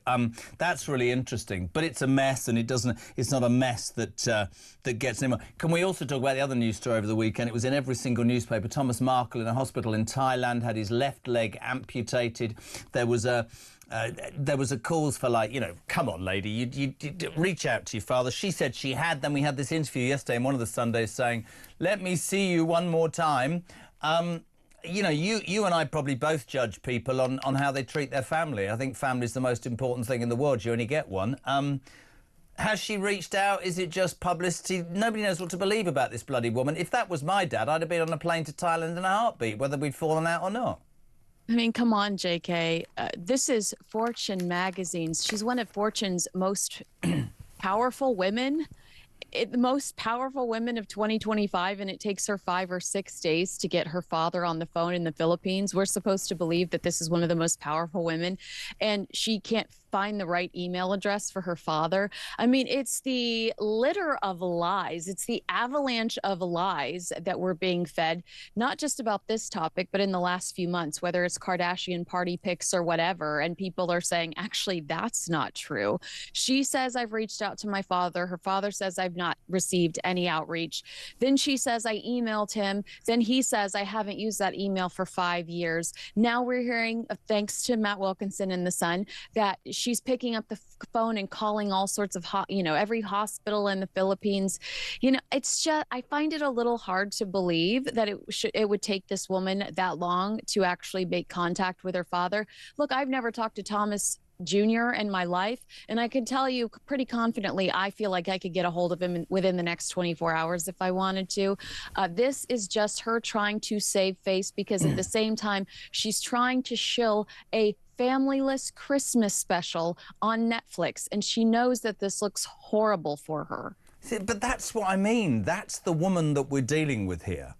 she would ring or reach out to her father if that's the truth, because she knows in terms of what she's promoting, it's not going to look good. Not that you want to make up with your dad before he passes, because trust me, and one of my best friends managed to do that, and it was the best thing he did, because he then could look himself in the mirror and there's no conscience or whatever. Like you, I just don't believe a word. And look, I also said about her dad, it was really wrong / unfortunate what happened to him in the press, but I don't think he'd ever had any experience. I think he was absolutely bombarded. I think he was put out, that he was sidelined, upset and devastated by the way his daughter turned a blind eye to his suffering, and I think he was weak for a minute, but he's still her dad, and the way that she sided just with her mother, and I just think it's really sad. And what she doesn't seem to get, apparently we've got a picture of her serving raw vegetables with a shop-bought dip. I won't talk about that in a minute, but that to her is more important. Is that really, what is that? What is that? If you're tuning in on the radio, it's 3 bits of broccoli, 2 very small, pathetic-looking tomatoes, and some dip from M&S. Why is that relevant to me? What is that about? This is one of her dishes with her Christmas special, and everybody's having a cow over it, because it's, again, like pretzel in one pretzel bag and another pretzel bag. You're just really like, really? This has to be an entire episode? Your daddy's dying and you're putting broccoli dip or whatever the rubbish that is. There's the priorities of this woman. I'd like to drop her face in that dip, stick some cauliflower up each of her nostrils and put her on a plane to the Philippines. What's wrong with her? You're absolutely right. I mean, or at least figure out how to get your dad to the States so that he can have the best care possible. But it's not a great reflection of Meghan and her personality. You know what, JK? I think it wasn't about the photos. That was an honest mistake, in my opinion. Yeah. We have been watching Meghan Markle rewrite her history for almost 10 years now, and Thomas Markle is one of the people that can confirm or deny her version of events. That's why she tries to discredit her family, and that's why she's ashamed of them and doesn't want to give them a platform or invite them into her life. Couldn't agree more. We've got a clip, by the way, just for people who think that we're harsh on Prince Harry. This is a man who's still the Duke of Sussex, who wants to come back to England and be associated with our royal family. This is him on that appalling Stephen Colbert show. If you think this is what a Duke of this country should do, make your own minds up, people. Have a listen, have a watch. Look at this, we're suddenly surrounded by beautiful Christmas trees. Yeah, it's for a Christmas bit I was going to do before you interrupted me. Oh, Stephen, look, it's snowing. No.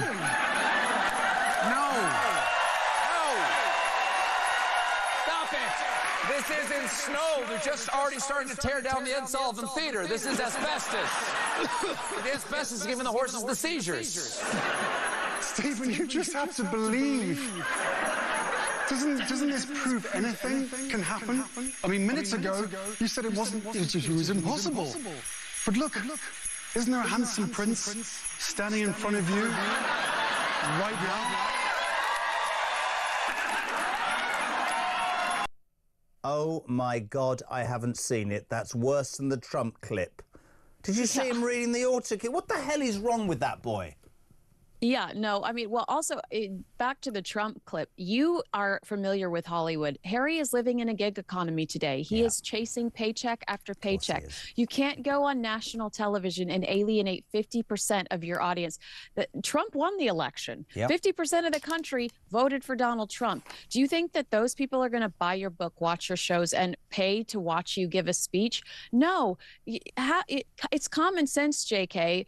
There is no one with any sense directing these two human beings. So we've got a prince who doesn't want to be a prince, who goes on trashy talk shows to say that he is a prince and do voices, who's unhappily married to a person who controls everything, who thinks her way back to fame and fortune is to serve cold broccoli with a dip from M&S. My life is complete. Honest to God. I love broccoli, though, just so everyone knows. Broccoli gives me excessive wind. Let's not get onto that. Okay. It is. No, that'll probably get on that bloody programme again. Love having you on. We love you. Kinsey Schofield, host of Kinsey Schofield Unfiltered, live and exclusive on Talk Breakfast, 7:36. Harvey has become a bit of a regular to the show. He creates musical numbers for us. So pin back your luggols for a Monday morning. How you doing, Harbs? Morning, Jezza. Morning, Jezza. Morning, mate. It's Harvey from Home Hempstead, the musical genius. We've got another little seasonal jingle for you today. Right. Ready? Here we are. We wish you a Merry Christmas. We wish you a Merry Christmas. We wish you a Merry Christmas and a Happy New Year. The tidings we bring for you and your king. We wish you a Merry Christmas and a Happy New Year. Hope that brightens up your morning, Jezza. Have a good one. Well, no, it's disappointed me, actually, because when you say you're a creative musical person, you've just copied somebody. It's like Meghan Markle's recipes, man. I need more from you, Harvey. I need something original. But it was good of you to share it. Good morning.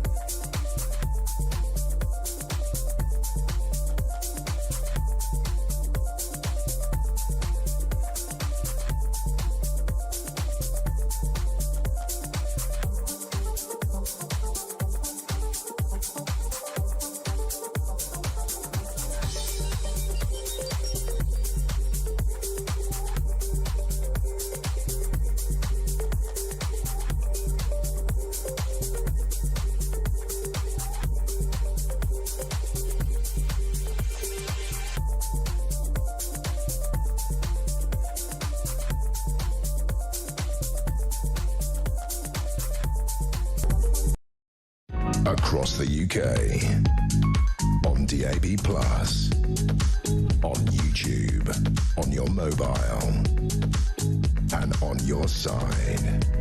This is Talk. She certainly is. Julie here from 10, Ian from 1. No idea is on drive time. 20 to 8, this is JK on Morning Glory. 0344 499 1000. Text to 87222. Pete says, why isn't Markle paying for her husband's, no, even her father's hospital bill? Great point, because Kinsey said it. Perhaps she just wants to airbrush your family out of her history because she changes the truth about everything. Alarm clock button. Nice. Cliff, that was just my mother. Well, it wasn't, she said. Cliff in Berkshire, this has to be the best text ever sent in the world. Jez, you just asked where Kinsey has been all of your life. Mate, for much of it, she wasn't born. Great, Cliff. Lovely. Very nice of you. Matt in Grimsby, morning, Jez.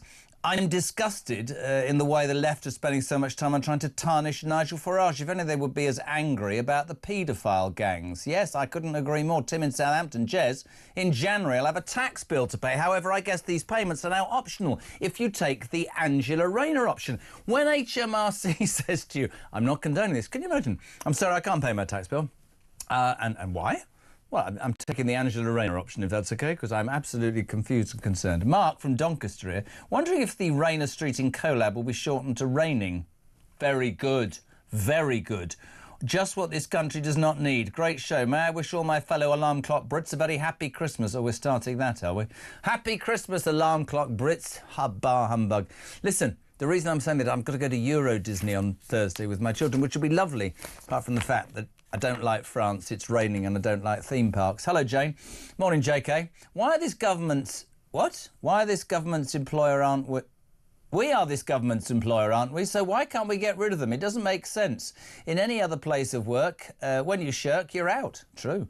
Jez, About primary schools uploading pictures of young children over all Facebook. Isn't this a safeguarding issue? Very interesting point. Keith's in Oswestry, lovely place. Just received my utility bill for gas and electricity. It's nearly double last month's, but I've not used any more and I've got solar panels. That's because we need to pay for our excessive expenditure on other things. Paul from Germany. Why is he in Germany? Lovely. Why does not the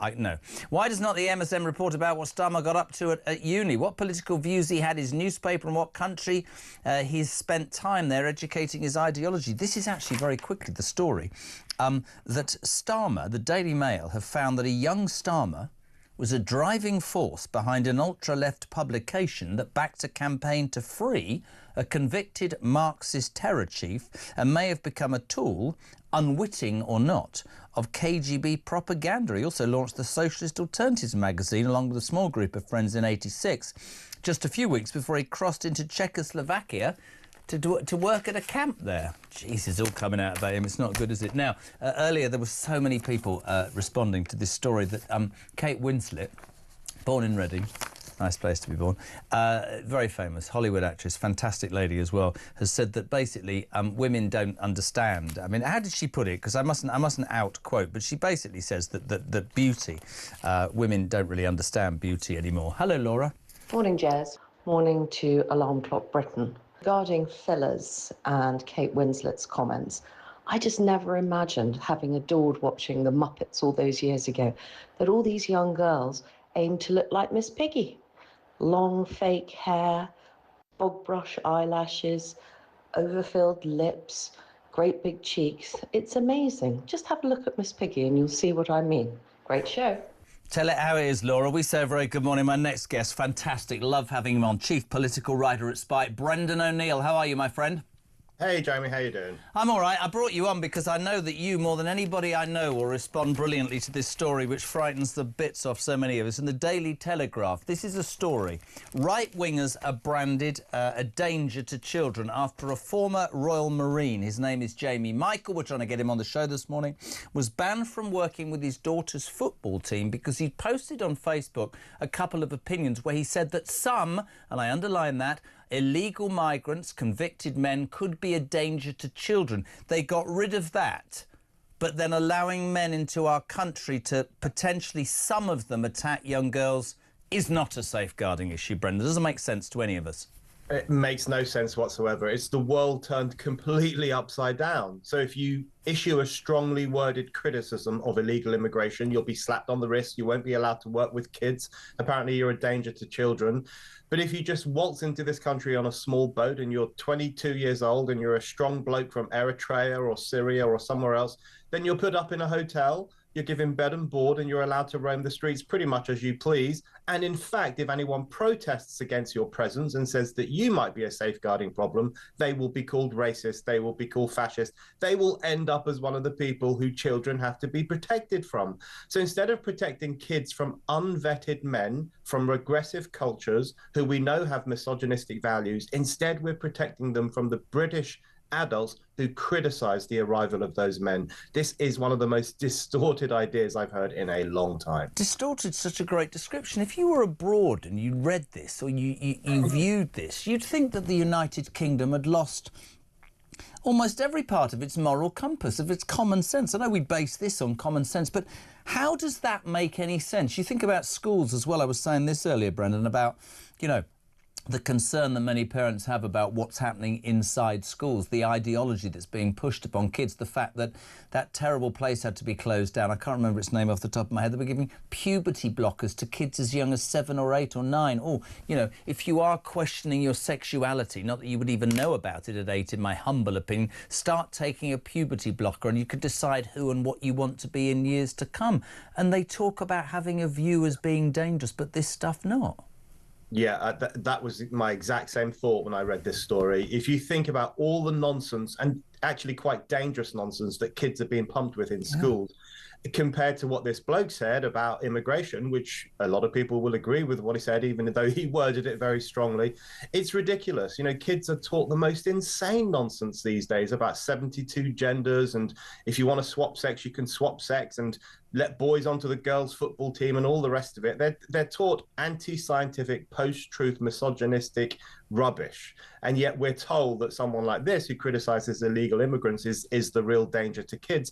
But there's the free speech element as well, Jeremy, because things like this have such a chilling effect across society, because the message they send to people up and down the country is, you know, just hold your tongue. Keep your opinions to yourself. Don't express your concerns about our borders and about the illegal immigration issue and about the migrant hotels, because if you do express your views, you might lose your job. You might not be able to work with kids. You might not be able to coach your own daughter's football team, which is what happened to this guy. So it's about reprimanding the entire country and telling them, watch your words or else. It's incredibly sinister. It's frightening. Can I just a couple of quick things for you?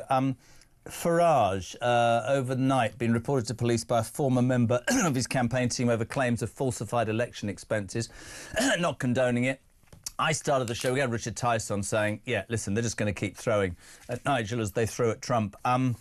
It seems that, excuse me, they'll go for his bank account, they'll go for something he might or might not have said 49 years ago. I thought his response to the BBC was world-class. I'm not condoning anything that may or may not have gone wrong, but does this not just tell you how terrified the establishment is about a reform government? Oh, the gloves are off. They will do anything to take down Nigel Farage. Absolutely anything. They will dig up stuff he supposedly said when he was a 13-year-old boy in 1977. They will pry over every single account he's ever filed or every claim he's ever made, every expenses claim, everything. They will look for anything they can to try and take this man down. And we all know why. It's because he's incredibly popular amongst working class voters in particular. It's because he really could stick it to the two-party system and bring to an end the reign of Labour and the reign of the Tories. And the establishment is terrified. They are basically doing everything they can to protect the establishment from this upsurge in voters who want something different. The campaign against Farage, it doesn't even matter whether he said those things or whether he did this expenses thing. None of that matters. The campaign against him is still so extraordinarily cynical and anti-democratic and authoritarian. And I think everyone should be able to see right through it. God, I wish I could have you on every day, all day. So good to you to make the time. Brendan O'Neill, Chief Political Writer for Spike. Thank you so much indeed. 10 to 8. Let's get crossed straight away. Shadow Home Secretary, rising star in the Tory party, Chris Philp, MP for Croydon South. Chris, good morning. Good morning, good morning. God, that's not very glamorous, man. Where are you? You look like you're trying to get out of somewhere, like an immigration centre or something. Where are you? I'm sitting in the atrium of the Millbank TV studios. Oh, bless you. Thank you so much for joining us. Chris, big news, one of the big news stories today, Kemi Badenoch, who I thought, by the way, I should credit where credit's due, was astonishing during the budget.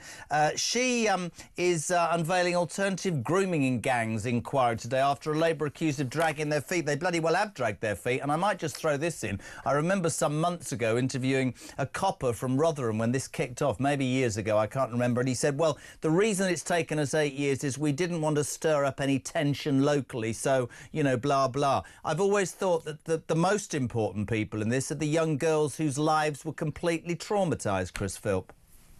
Yeah, well, you're exactly right. And that's why Kemi and I have worked with survivors and their families, often young, vulnerable white girls, who were targeted ruthlessly by grooming gangs of predominantly Pakistani origin men and exploited.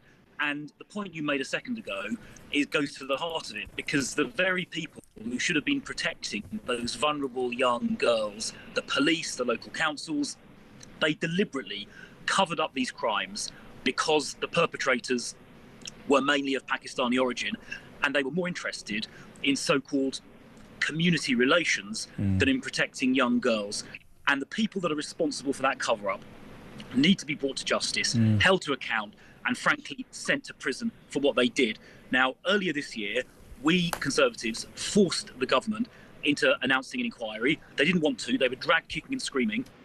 In fact, when we first suggested it in January of this year, Keir Starmer smeared Kemi and he smeared me, claiming we were part of some far-right bandwagon. And then a few months later, when faced with a vote in Parliament, he did a U-turn.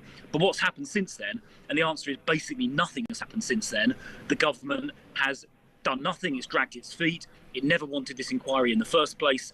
And they are basically complicit in the cover-up by their failure to take any action. Do you know, I said, when I remember this came out, and let's be perfectly honest, it is about kids. And I always try and do this as best as I can. I don't care about the colour of your skin, your religion or your creed. I do not want to live in a society, I've got 6 kids, right, where a man from wherever he comes from thinks it's OK to attack a young, innocent girl and blight her life. Something like that, whether it's 83% of them in Rotherham were British Pakistani men. There are plenty of white men that do that as well. I don't want them in my society. I think it's an absolute stain, frankly, on the establishment that this has been swept under the carpet for so long. And whatever political party puts pressure onto this, I support them, because we're talking about kids here, Chris. We're not talking about political games or trying to make sure we don't lose a seat in the Midlands because a certain community will vote for an independent Gaza-based candidate. No, no, no. This is about kids. And when I get really angry about all those do-gooders who jump up and down and they go,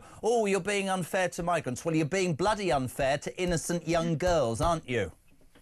Yeah, exactly. I mean, the victims are at the centre of this, and for years and years and years, they were ignored, and even worse than that, what was happening was actively covered up. And, you know, for decades, for 10, 20 years, these young girls, some as young as just 10 years old, were attacked and raped and abused by multiple different men. And the very people that should have protected those young girls actually covered up the crimes. Now, that is absolutely disgusting. The truth needs to come out, and the people that did that need to be held to account, and the survivors need justice. So we've been working with a number of survivors and their families to get this inquiry up and running, because the government for 6 months has done nothing, and we've got to make sure this never happens again. Completely agree. Very quickly before you go, front page of the Telegraph, right-wingers branded a danger to kids. Chris Philp, this is Jamie Michael, who can no longer coach his daughter's football team. He put on Facebook, he just basically said that some illegal migrants have committed crimes and I'm concerned for my daughter's safety. He said some. He didn't do anything, I don't think, too outrageous. Free speech campaigners are saying that safeguarding concerns are now being used to silence people with patriotic views. What's going wrong with this country? This is all right to have places... I mean, it's all right to allow people to come in and attack our children, is it? Some of them. That's not a safeguarding issue, but it is if a man who wants to coach his daughter's football team has a view that the establishment doesn't agree with. What happened to free speech, Chris Phil? Yeah, well, exactly. This case is disgraceful. The laws designed to protect children should not be weaponised to try and silence people whose views the establishment doesn't like. This man, I think, is a veteran, is entitled to express his opinions. The police tried to prosecute him, and he got acquitted by a jury in 17 minutes. So, and then the local authorities tried to silence him using child protection laws. That is an abuse of child protection laws, and they should not be misused to try and censor people.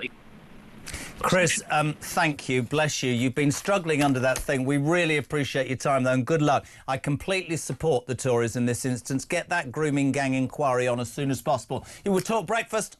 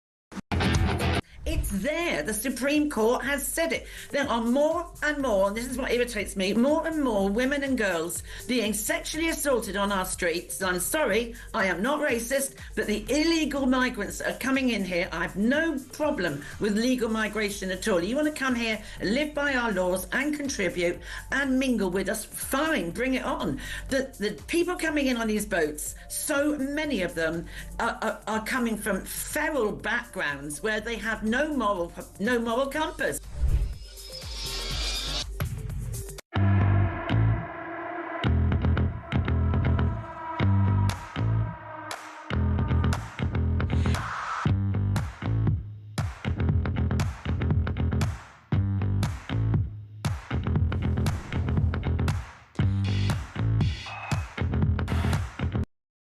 Across the UK, on DAB+, on YouTube, on your mobile, and on your side. This is Talk. Right, almost 8, we're Morning Glory on Talk, the home of free speech and common sense. Whatever you want to talk about this morning, but we reckon free speech is under attack. Story on the front of The Telegraph. Right-wingers branded a danger to children. This is a guy called Jamie Michael. We're going to try and get him on the show. We're trying. He's an ex-Marine, right? Fought for this country. Was coaching his daughter's football team, but posted on Facebook a couple of views, one of which said, some illegal migrants are a danger to kids. He's been dropped from the football team because that's a safeguarding issue, because he's got an opinion through free speech. But people are allowed to come into this country and live in hotels and do what they do, some of them. It's upside down, isn't it? Farage under attack by almost everybody. Overnight reported to police by a former member of his campaign team over falsified election expenses. We'll talk about that. We'll talk about Keir Starmer, who apparently wants to bring our Ange back into the cabinet, despite the fact that she still owes £40,000 to HMRC. Your opinions as ever, please. 87222 on the text, and those voice notes that we love. 0344 499 1000. Alarm clock Brits coming to the show. Whatever you want to say, this is your chance to respond to the news of today. But next on Talk, the news at 8.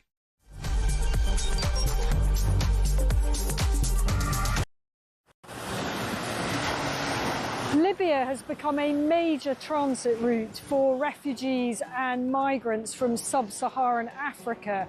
And many of them come through Libya dreaming of getting to the UK, particularly from Sudan, where there has been a civil war waging for the last 2 years. And those asylum seekers or economic migrants who make it from Sudan to the UK have a 99% chance of being given leave to remain. So I spent several hours talking to immigration chiefs here in Benghazi on the east side of Libya. The Libyan National Army has a very good grip on the immigration problem, albeit fighting against a huge crisis with limited resources. There is a very, very clear process of giving people proper health checks, the life-saving care that they need, and then working out where it is exactly that they've come from. Their message to the UK is that you are fueling this problem. You are effectively advertising a great new life for people from sub-Saharan Africa. They actually said, you know, what do you think happens when a guy from Sudan comes up through Libya and makes his way all the way to the UK and gets put in a luxurious hotel and provided with everything? And make no mistake, it is a perilous journey. We see it from the end point. We see the channel crossing as the dangerous bit. But actually where these journeys begin is in the hot desert. Many, many tens of kilometres have to be covered on foot by these migrants. And as many as 1 in 4 do not make it. That means bodies in the desert. The Libyan authorities are having to recover bodies in the desert. About the UK and how much awareness. Please understand the scale of what we are dealing with here with very, very limited resources. Once again, you know, people come in from charities, from NGOs, they use warm words, and the authorities here told me The only thing that we ever get is maybe a few toothbrushes and some nappies for the babies.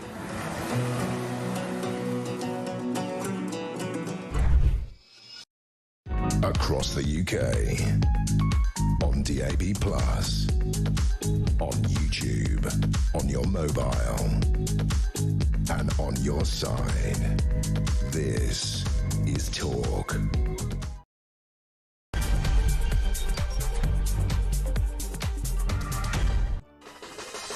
A very good morning to you. Welcome to Monday the 8th of December. You're with Morning Glory on the home of Common Sense Talk. And by the way, there's only one place to listen and watch, and take us with you wherever you are. Download that brand new Talk app right now and you can have me next to you wherever you are, you lucky people. The Talk app is going down great guns. Hello to everybody who's been texting. You're waking up to loads of news today.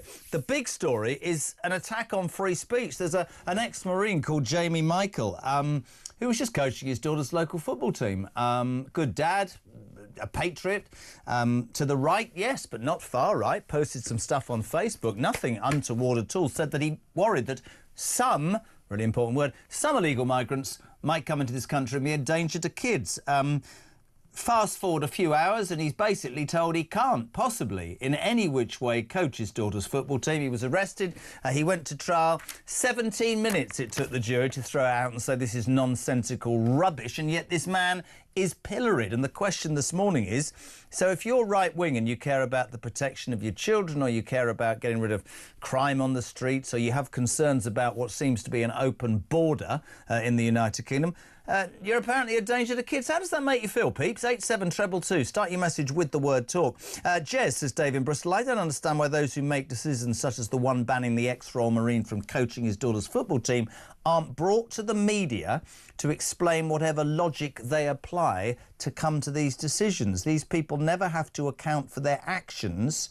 Yeah, but the thing is, there is no logic, Dave. It's utter establishment BS. And I'm not one of those people.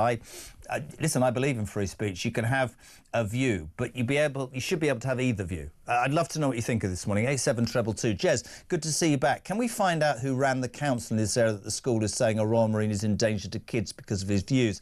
I bet it's probably not Reform or Conservatives. Also, the other story you're talking about, Nigel Farage this morning in Reform. They were taking a lot more stick off everybody else because the number one concern is to stop him getting into power. That's the other news story you're responding to this morning. Nigel Farage, you heard it in the news, reported to police overnight by a disgruntled ex-campaign team member over falsifying election expenses. Richard Tice was on an hour ago saying, listen, keep throwing, because everything you throw, whether it's cancelling his bank account or saying that he said something maybe or maybe he didn't 49 years ago, or this, I don't know what you think, love to hear your opinions. What do the British public want right now? They want their country sorted out. Morning, Jamie.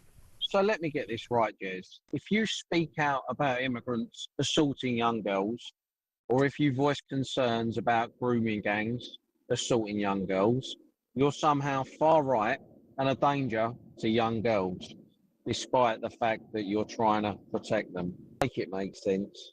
It is too early in the morning for this liberal rubbish telling me, a concerned father, I'm a danger to children younger than my own.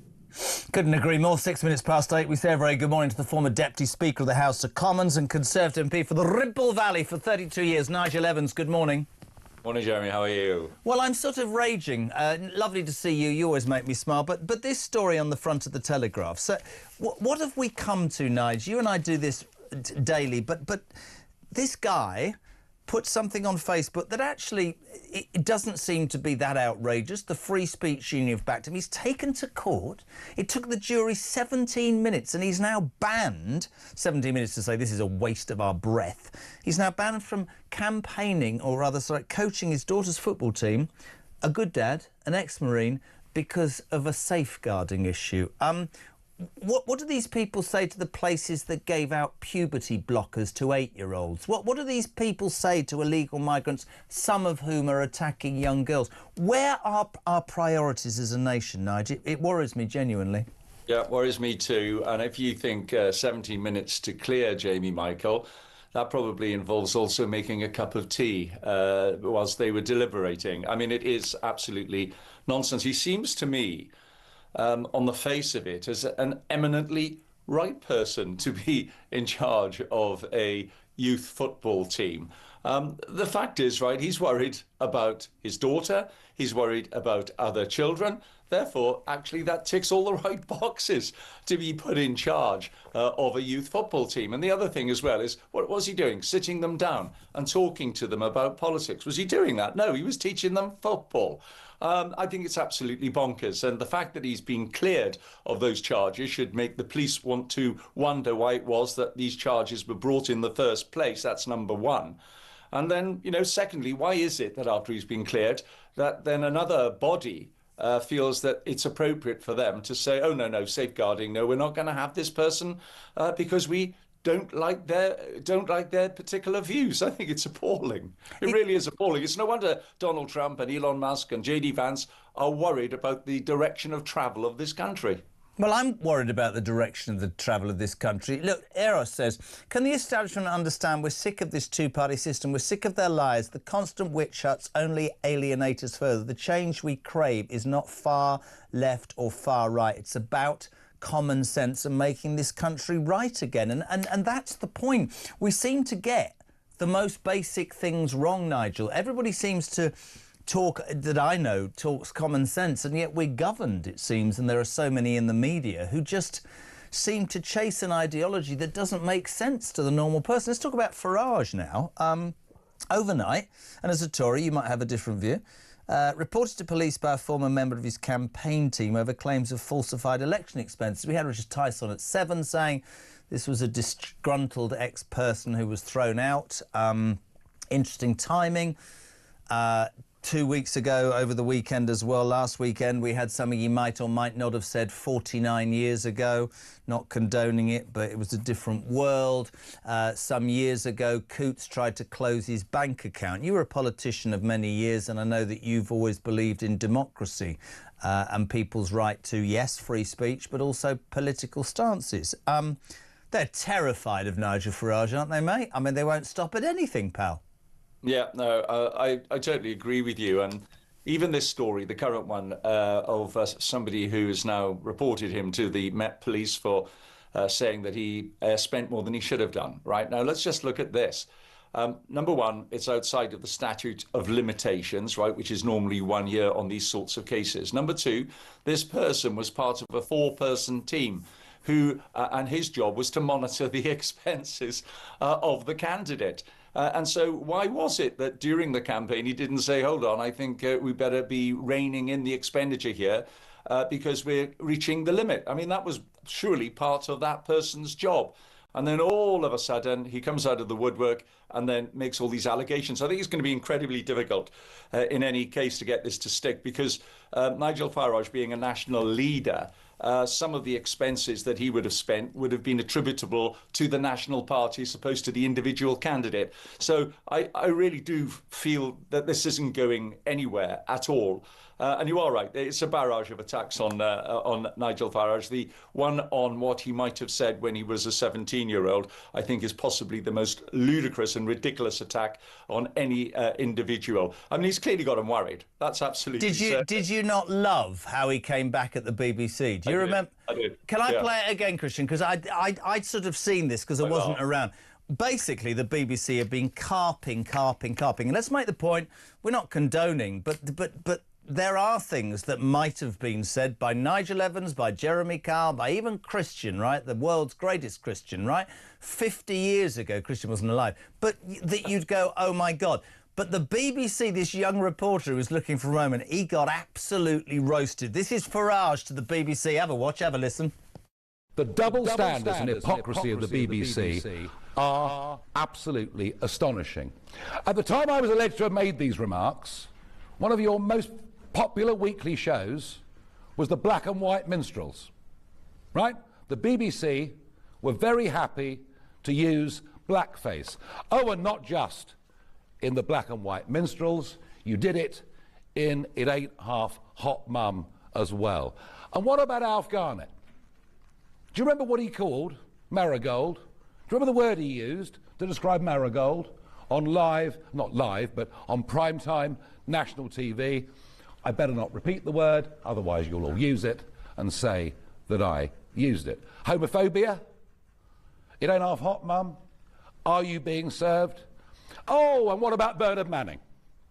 Perfectly happy at exactly the same time for Bernard Manning to appear on primetime national BBC comedy, telling jokes for which these days you'd probably get a knock at the door from our thought police and perhaps get a 31-month prison sentence. I cannot put up with the double standards of the BBC about what I'm alleged to have said 49 years ago and what you were putting out on mainstream content. So I want an apology from the BBC for virtually everything you did throughout the 1970s and 80s.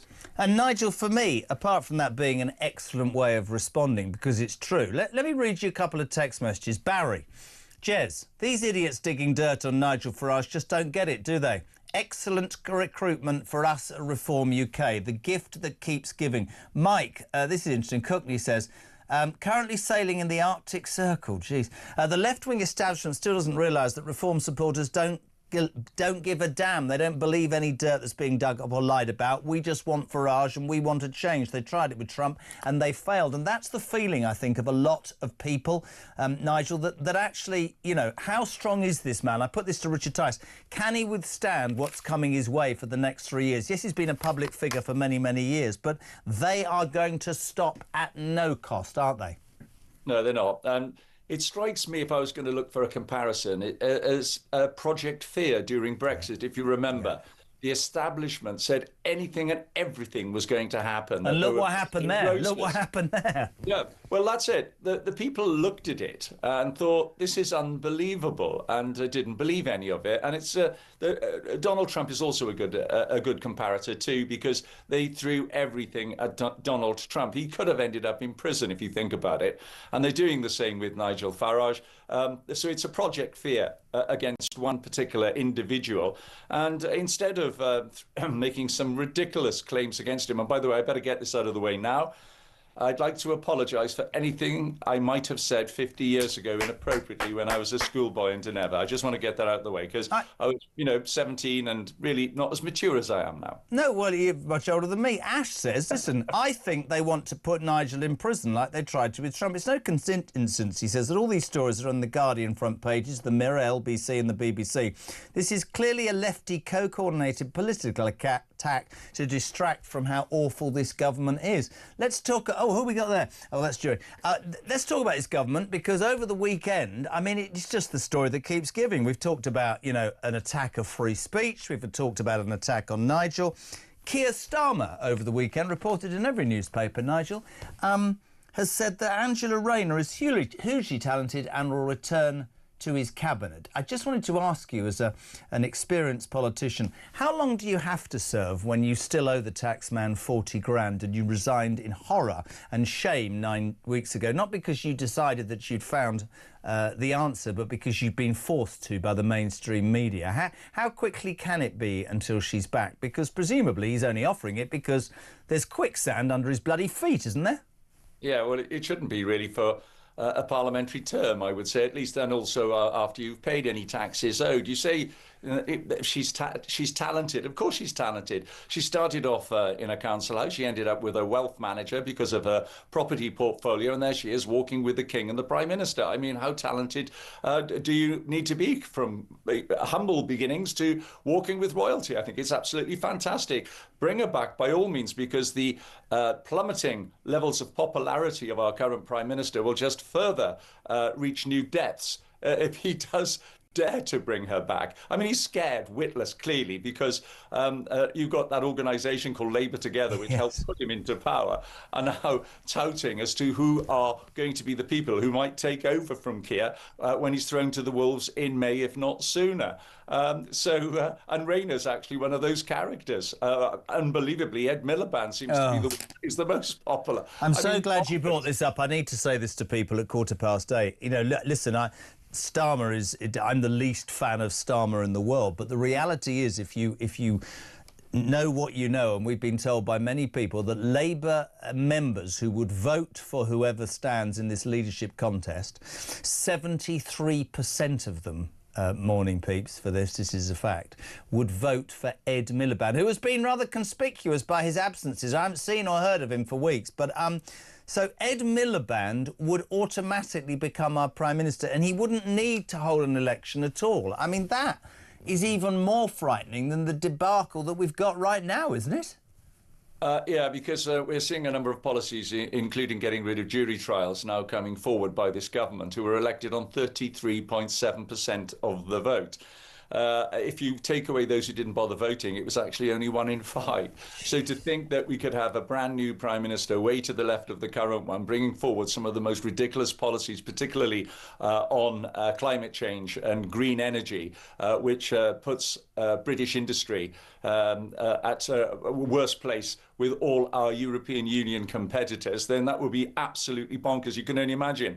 You've got climate change, and then who knows what other policies that Ed Miliband would be bringing forward to throw to his left wingers sitting behind him in Parliament, because they would be the ones that would have put him into power. He'd be in their debt, wouldn't he? Oh my goodness. Honestly, you must be glad you're out of it. Now, the other story from last week, which is relevant to now, is that the Lammy Dodger, as I now call him, David Lammy, if he has his way, he's going to do away with juries. And then you think about the case of that Marine we were just talking about, the ex-Marine Jamie Michaels. And Laura Jane, who's on the phone from Hampshire, has a really salient point. Morning, Laura. Good morning, Jeremy. Yes, I want to say, imagine if that poor man had been before a judge and there had been no jury. Imagine if that had been one of those left-wing judges under I can't say under the pay of Starmer, but under the influence of him and Lord Hermer. Imagine what the result would have been. I couldn't agree more. Nigel Evans, she's right, isn't she? Absolutely spot on. Having the protection of being able to be judged by 12 of your peers is an absolute protection that has been there since Magna Carta. And to think that, and it wasn't even in their manifesto, to think that jury trials could be junked in this way is an absolute disgrace and a further example of the worries that we have about the protections of British people. Laura Jane, thank you so much. Nige, just to sum up, right, yes, Farage is going to be attacked because he is, of course, the man in the lead. That's going to happen. Yes, of course, they're bringing in stuff that wasn't in the manifesto, and you think about Rayner and all that. But for me, the main news story today is this guy who can't put down, which is a perfectly feasible, it's his feelings. It wasn't rude, it wasn't obnoxious, it was just his opinion. And you face trial, and now you get banned from stuff. I mean, we're old. I really, really look at my country and I go, I don't know what happens from here. We can all sit here every day and do it, but I think it's genuinely concerning, my friend. Yep, absolutely. And I'll go back to what I said earlier on, which is, did the police, when this case was thrown out after 17 minutes, ever review why it was that they wasted any time whatsoever?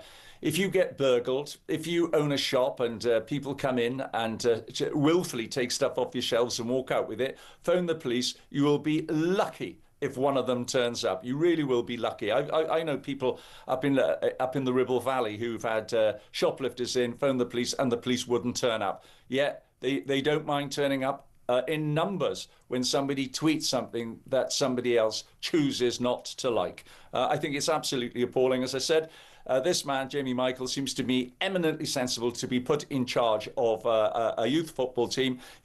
He's not sitting down lecturing them about politics or anything else. He just wants to make sure that they're safe for 90 minutes while they're on a soccer pitch. My goodness me.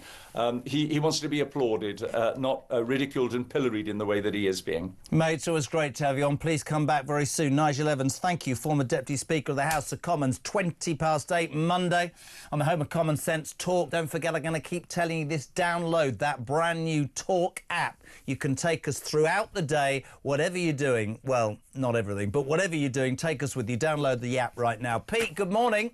Hiya, Jezza. Pete from Lancashire. 2 points, mate.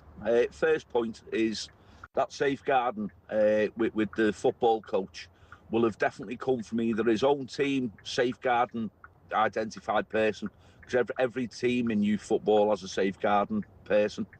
And the other thing, mate, is if Lammy gets his way and gets rid of juries, mate, this fella could have been serving time now, couldn't he?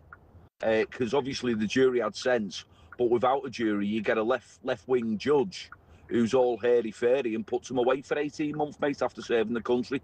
Disgraceful. Take care, mate. Bye.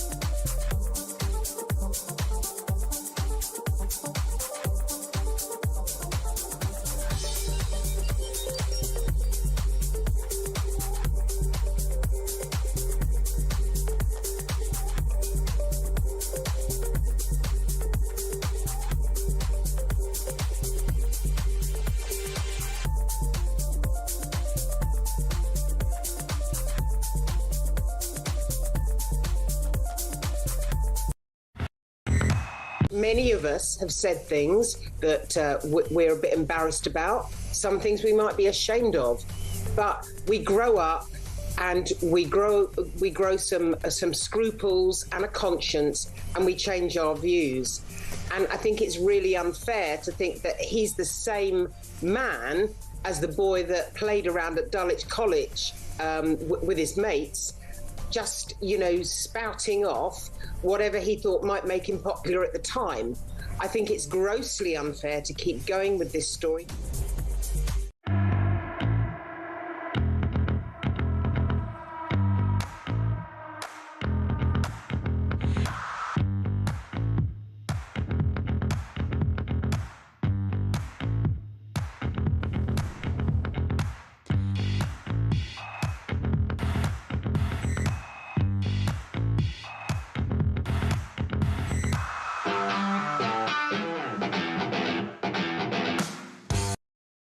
Across the UK, on DAB+, on YouTube, on your mobile, and on your side. This is Talk. A very good morning to you, 8:25. We're live across the UK. You would talk. It's the home of common sense. It's where the nation comes, the alarm clock Brits who work so hard. You are outraged in plenty of examples about this story about Jamie Michaels, the ex-Marine. Well, let me put it like this, from James Gill. About the ex-Marine banned from coaching, Jez. I thought it bad enough and would sue for slander before hearing he had a jury trial, and it took 17 minutes to find him not guilty. How much did that bloody trial cost? And if it had been tried by a single left-wing leaning judge, what the hell would have happened? That's the point. We're going to be talking about David Lammy in just a tick. Jeremy, the BBC, oh dear, here we go. The BBC's about fraud is not famous for employing right-wingers, but they are famous for employing Jimmy Savile, Hugh Edwards, and not calling Hamas a terrorist organisation. Yes, absolutely. And Ian Andrew. Hi, Jez. Great show. Kim Jong-kia wants the ginger one back in cabinet to keep the unions on board, as Unite reportedly thinking of severing rights with Labour for once and for all, says Ian in Oldham. Good morning, Sarah. Morning, Jez. A great show. Just listening to the article about the ex-Marine who was kicked off the football coaching team. It took a jury of 12, 17 minutes to decide that this was a load of tosh, and found him, not guilty. And Lammy wants to ban juries. I smell a rat here. Sorry, I think there's something a bit dodgy going on here. Can you imagine it was some lefty judge? Be like, oh yes, lock him away for 36 months, was it? Yeah, I think we have to question this a little bit. All right, thanks. Great show. Thank you. Lammy Dodger. Yes, I mean, 17 minutes. How much did it cost? Why did it take 17 minutes? Why did the police arrest him in the first place? He's quite known to be an incompetent sort of chap. Let's just remind ourselves, David Lammy, before he became he was Foreign Secretary, forgot a rod licence when he went fishing with J.D. Vance. That was against the law. Then he became Justice Secretary. He wants to get rid of juries. This is a man who is that incompetent. Just have a... This is when he said there's no police anywhere on the beat where I live. This is David Lammy. If it feels like neighbourhood policing has vanished, it's not around you. We haven't seen a police while I've been here, and I've been here for a little while now. If you're listening on the radio, there's a policeman 10 feet from him, the idiot. We say a very good morning to criminal defence barrister. I might need one soon. Quentin Hunt, good morning, sir. How are you? Morning, Jeremy. Very good, thank you. Trying not to lose my whatever and need to employ you. David Lammy facing new Labour backlash over undemocratic plan to cut jury trials. We know that. This morning he's accused of cynically manipulating rape figures to boost his case. I'd like to bring you, if I can, Quentin, to that story we've been running today about Jamie Michael, the ex-Marine who was arrested for something he put on Facebook, which basically said some underlined illegal migrants have committed crimes against kids. That concerns me. This went to trial. It lasted 17 minutes only, and now he's been banned from coaching his daughter's football team because this could be a safeguarding issue. What we are saying, and what free speech campaigners are saying, is that safeguarding concerns seem to be used increasingly to silence somebody with a view that's perhaps not in line with this government. What's your view on that, Quentin? Well, it's one of those things where safeguarding issues, of course, need to be taken seriously, but there needs to be, as you'd say, an element of common sense involved, where obviously spurious charges have been brought that have been dismissed out of hand very quickly by a jury of your peers. One wonders where the common sense is in the decision to ban him. I'd love your view on the Lammy thing, all joking aside. I know he's become somewhat of a figure of fun, but I was speaking to a barrister a week or so ago. I would have thought that having 12 of your peers across the democratic divide, let's say, social and democratic divide, provides the absolute legal safety net that our basic democracy is built upon, doesn't it?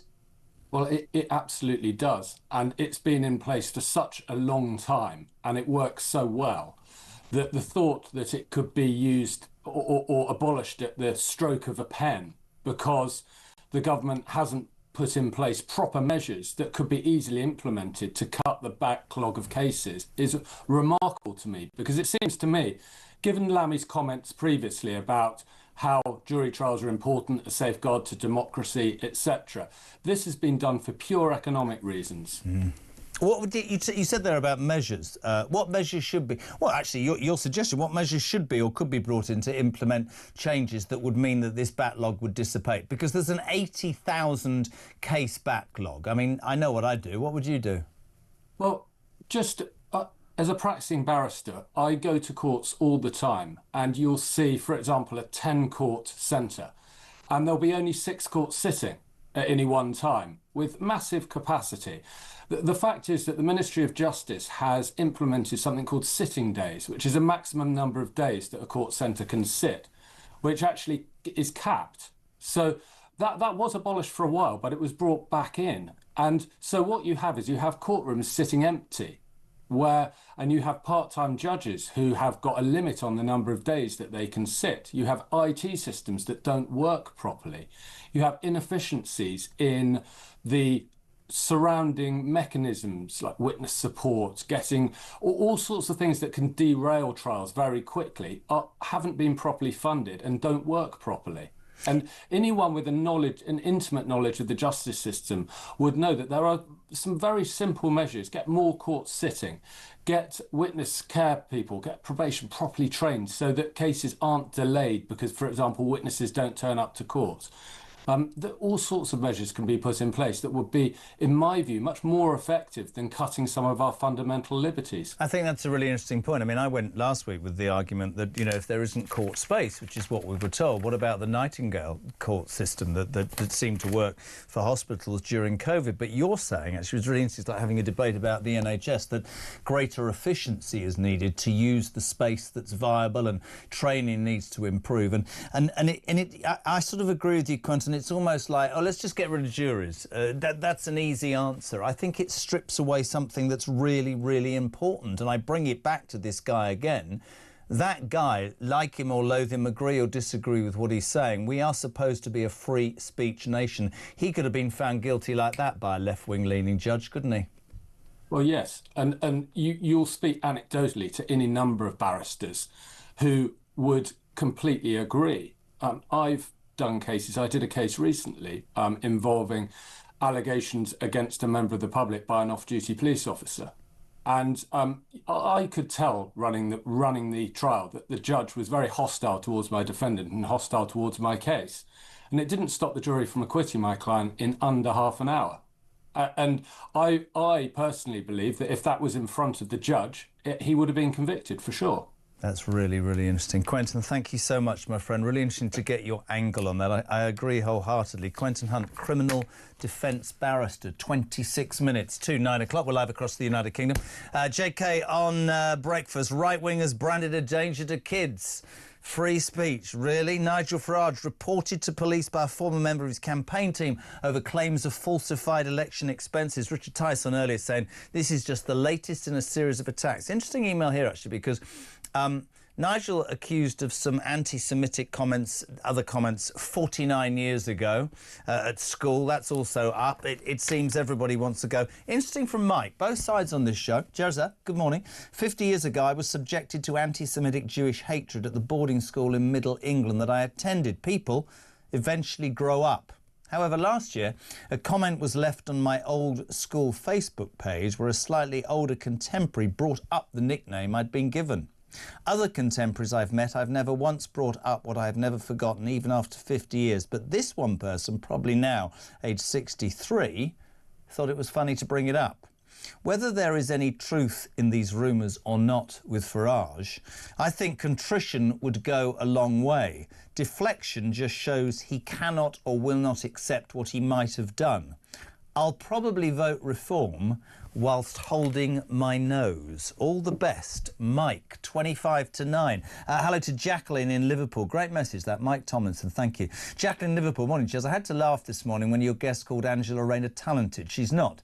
The only reason she's risen to the top is because Labour keeps her around so they can still claim it's a working-class party by having her in it. I think she ticks every box other than the ethnic box. Hi, Jez. Re-BBC and Farage. Remember the BBC employed Leslie Grantham, Dirty Den from EastEnders, who was a murderer? Yeah, that's true, yeah, but he went to prison, to be fair, and served his time. I'd like to pay that. I actually interviewed him once. Good morning, says Mark.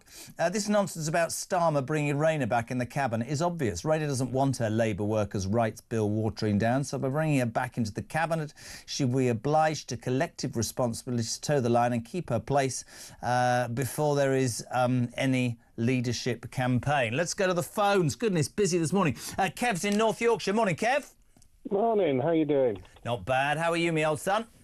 Not too bad at all, thank you. Just wanted to comment on this Marine, or ex-Marine.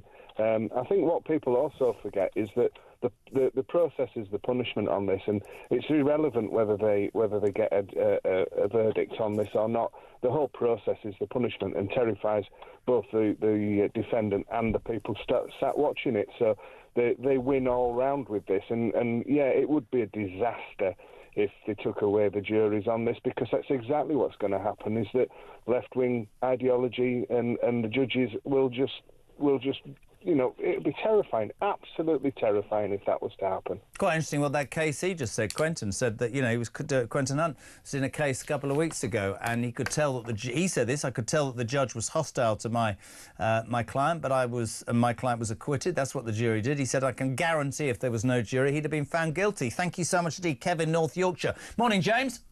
Hey, Jezza. Regarding this Marine, the thing that nobody's talking about is, yes, it went to court and it was thrown out within 17 minutes, but that probably cost him £30,000 and took 6 months to play out. It's absolutely outrageous. He'll never see a penny of that back.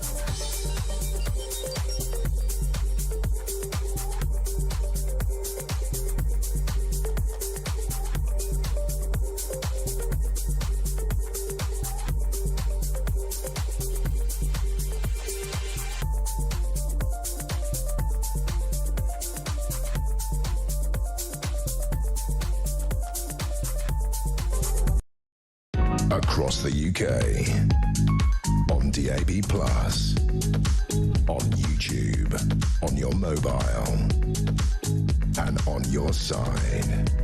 This is Talk.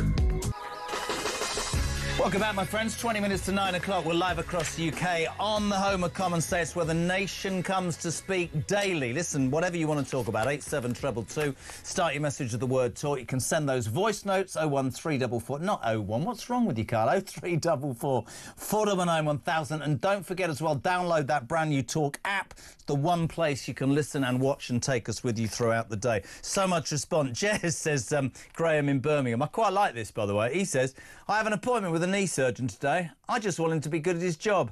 I don't give a toss what he said in the playground 50 years ago. I just want him to walk properly again. Mick in Wallington, good morning. Dear Angela is not the sharpest tool in the box, Jez. This is all about Starmer using it to his advantage. I think you'll find, Mick, that politicians tend to do that, right? Just for themselves. They tend to do whatever they can to get on. Tina started complaining. It's only the 8th of December. Jez, please make the studio more Christmassy.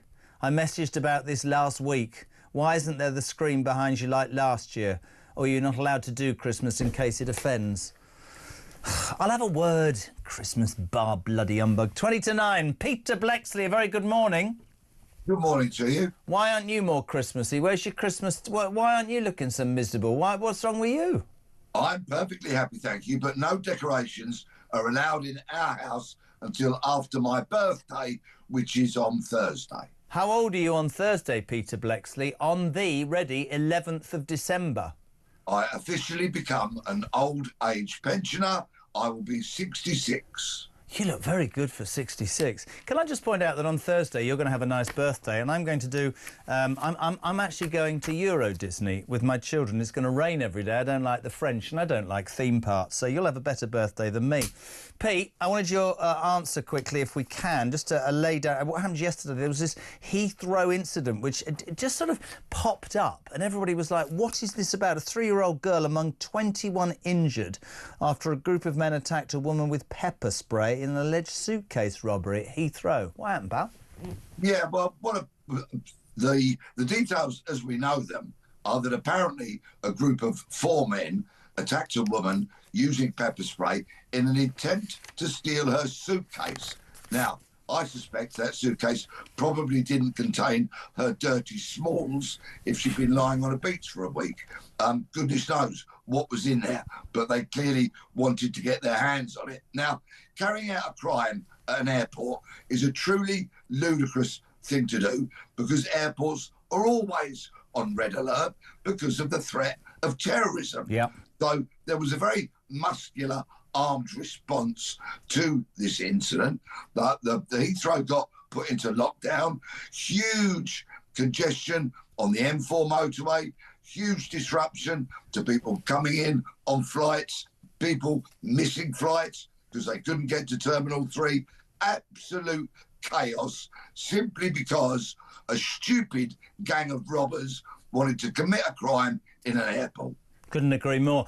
Loads to talk to you about this morning. We'll keep you updated on that story. I want your take, as only Blexley can do, to the story that seems to be dominating. It was on the front of the Daily Telegraph. Right-wingers branded a danger to kids. You worked for the police for years. You have kids. I have more kids than anybody else. Here's the story. Jamie Michael, an ex-Marine who served for our country, dared to put on Facebook something that wasn't actually that outrageous. He said that some, and I underline that for a reason, you'll know why, some migrants have committed crimes and he would fear for his daughter. We've seen demonstrations in Epping and Crowbury. You can see it on screen.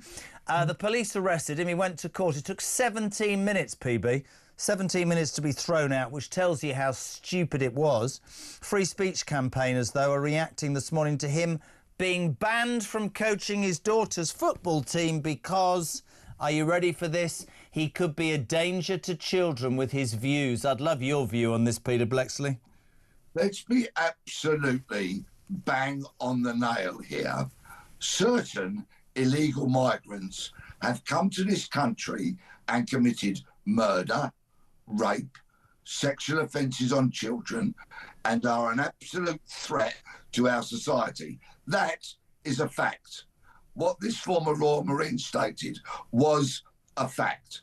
And for him to be dragged through the court process is exactly like one of your earlier contributors said.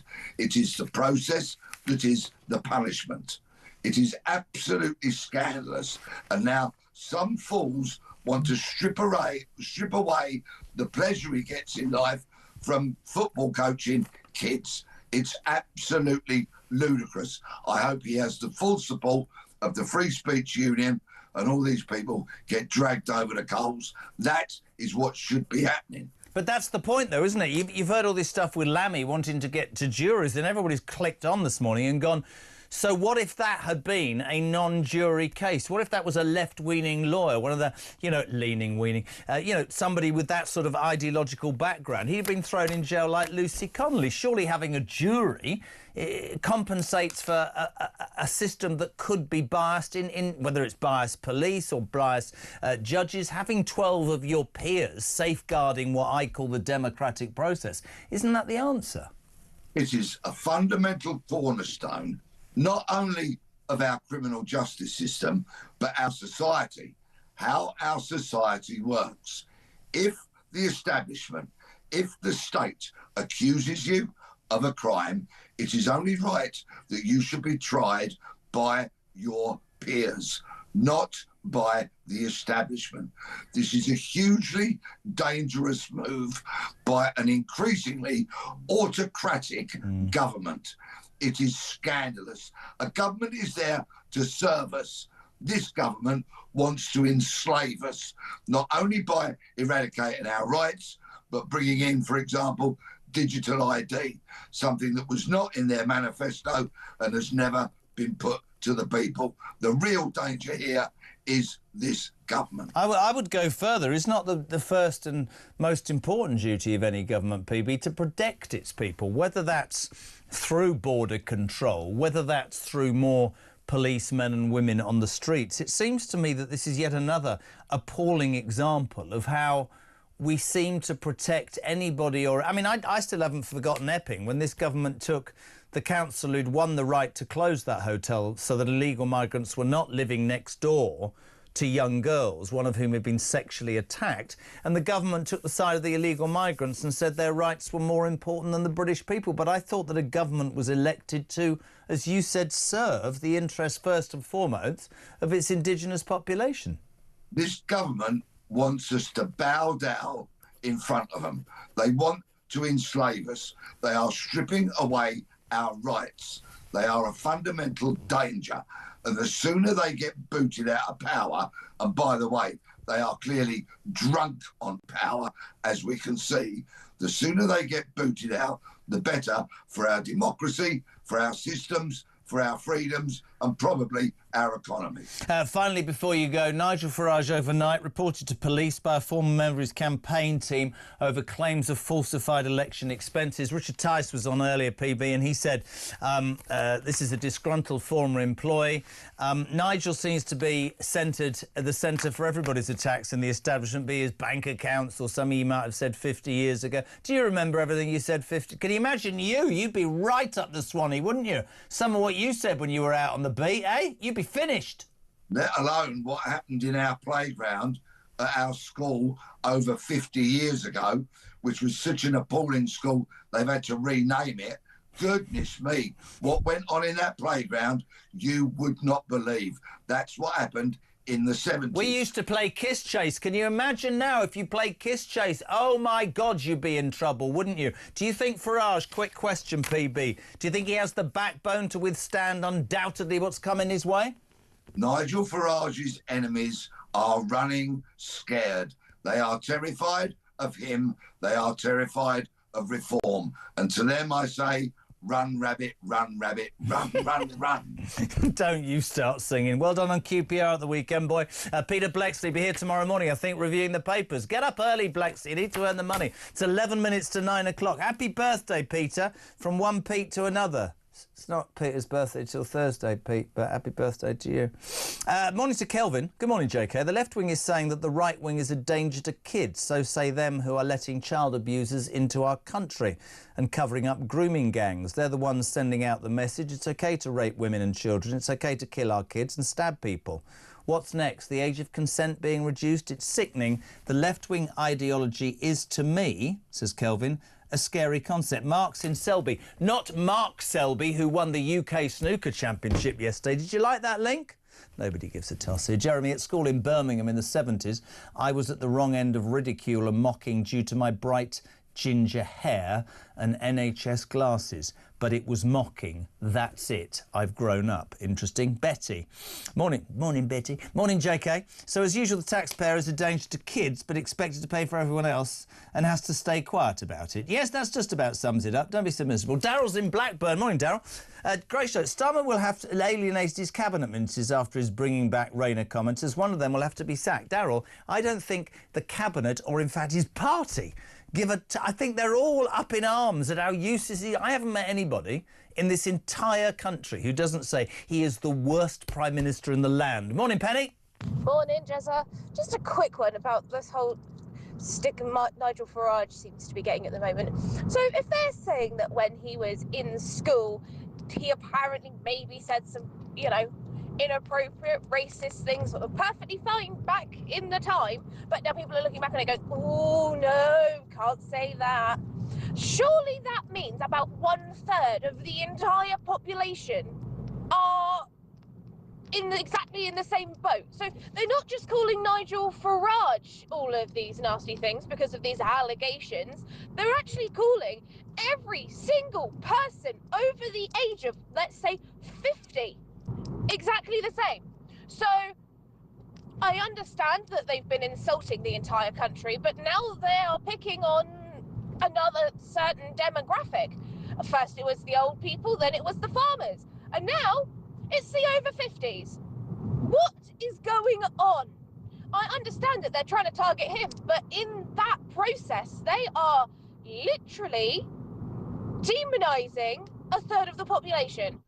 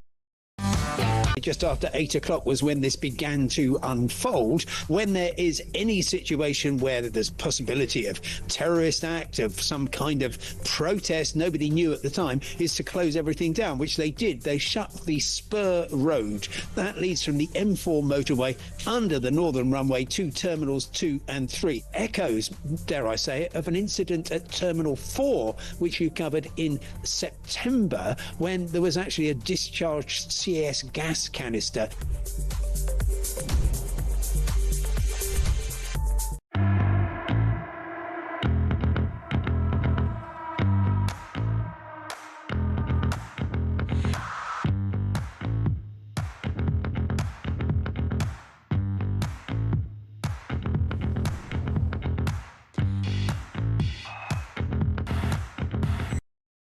Across the UK, on DAB+, on YouTube, on your mobile, and on your side.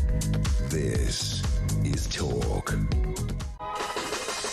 Welcome back. This is Morning Glory. We're live across the United Kingdom on the home of Common Sense Talk. Stevie G used to be the manager of Aston Villa. Then he went to Kuwait or Qatar. Now he hasn't got a job. Morning, Stevie G. Morning, Jeremy. Just listening to you this morning regarding this Marine who has been acquitted by a jury for things he said on Facebook. I wonder what would have happened if it had been one of these left-dealing judges that keep people in this country. Just a thought. Anyway, Stevie G, Yorkshire, keep up the good work, mate, because we need a voice like yours. Don't sound like Stevie G. Morning, Jez. How are you? All right. Good morning, Jez. Our school's infiltration by the left started with the introduction of teacher training colleges in the 1970s. Today, you just cannot be a teacher unless you clearly exhibit left-wing behaviour. I'm amazed the ex-Marine even got to be a football coach at the school. How on earth are we going to reverse this, says Mike, who lives near Sonning, where I went to school. We're going to reverse it by talking common sense and making sense and telling people about talk and making people understand that we're not far-right, mad, stupid people. We just care about things that matter. Can you push the button, dear boy, please? 90 minutes in 90 seconds. From the Sun. Mind the gap. Martin Blackburn, a very good morning, sports reporter in the Sun. How are you, sir?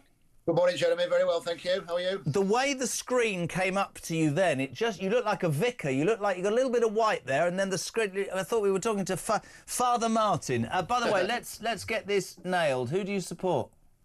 Well, I grew up watching Blackburn, actually, Jeremy, so quite easy to remember with my name, so All right, okay. nobody should get it wrong. Fair enough. Let's talk about the main news story, West Ham losing out. No, I'm joking. My team, just a big shout-out for West Ham yesterday. I thought they played the best they played this season against Brighton and Hove Albion and were very unlucky to come away with a draw. I just wanted to say that.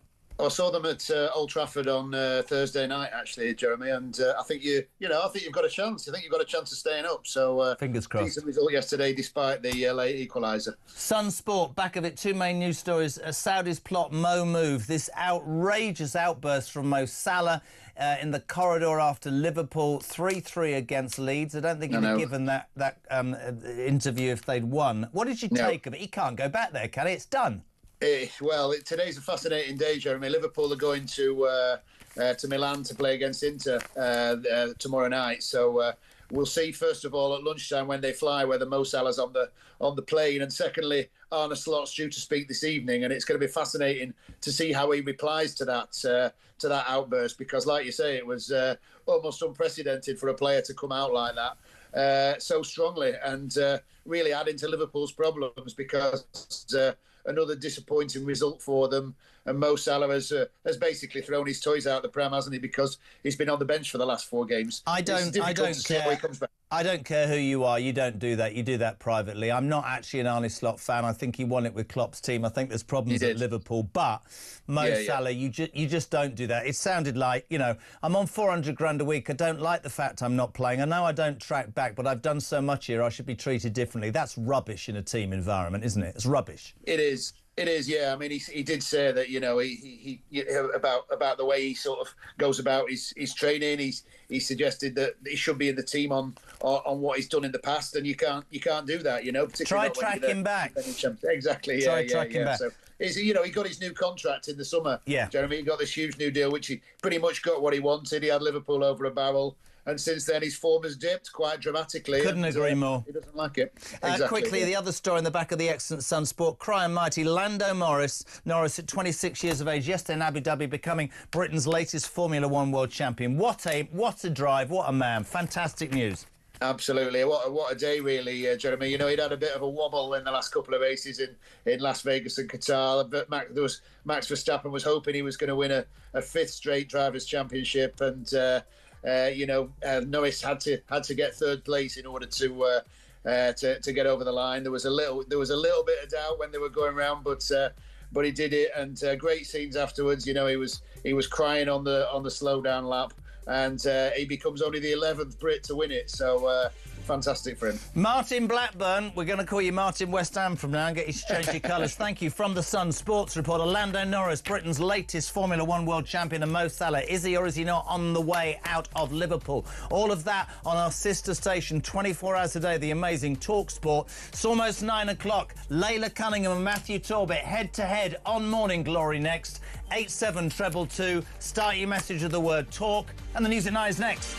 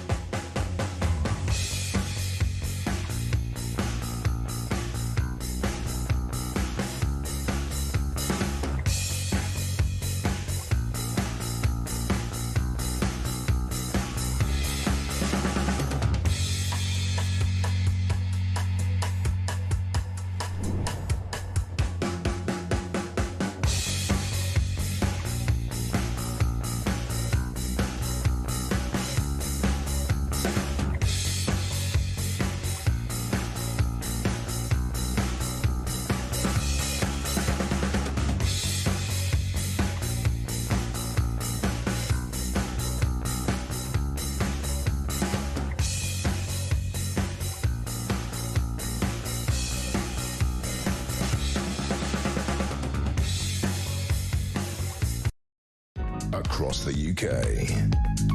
On DAB+. On YouTube. On your mobile. And on your side. This is Talk.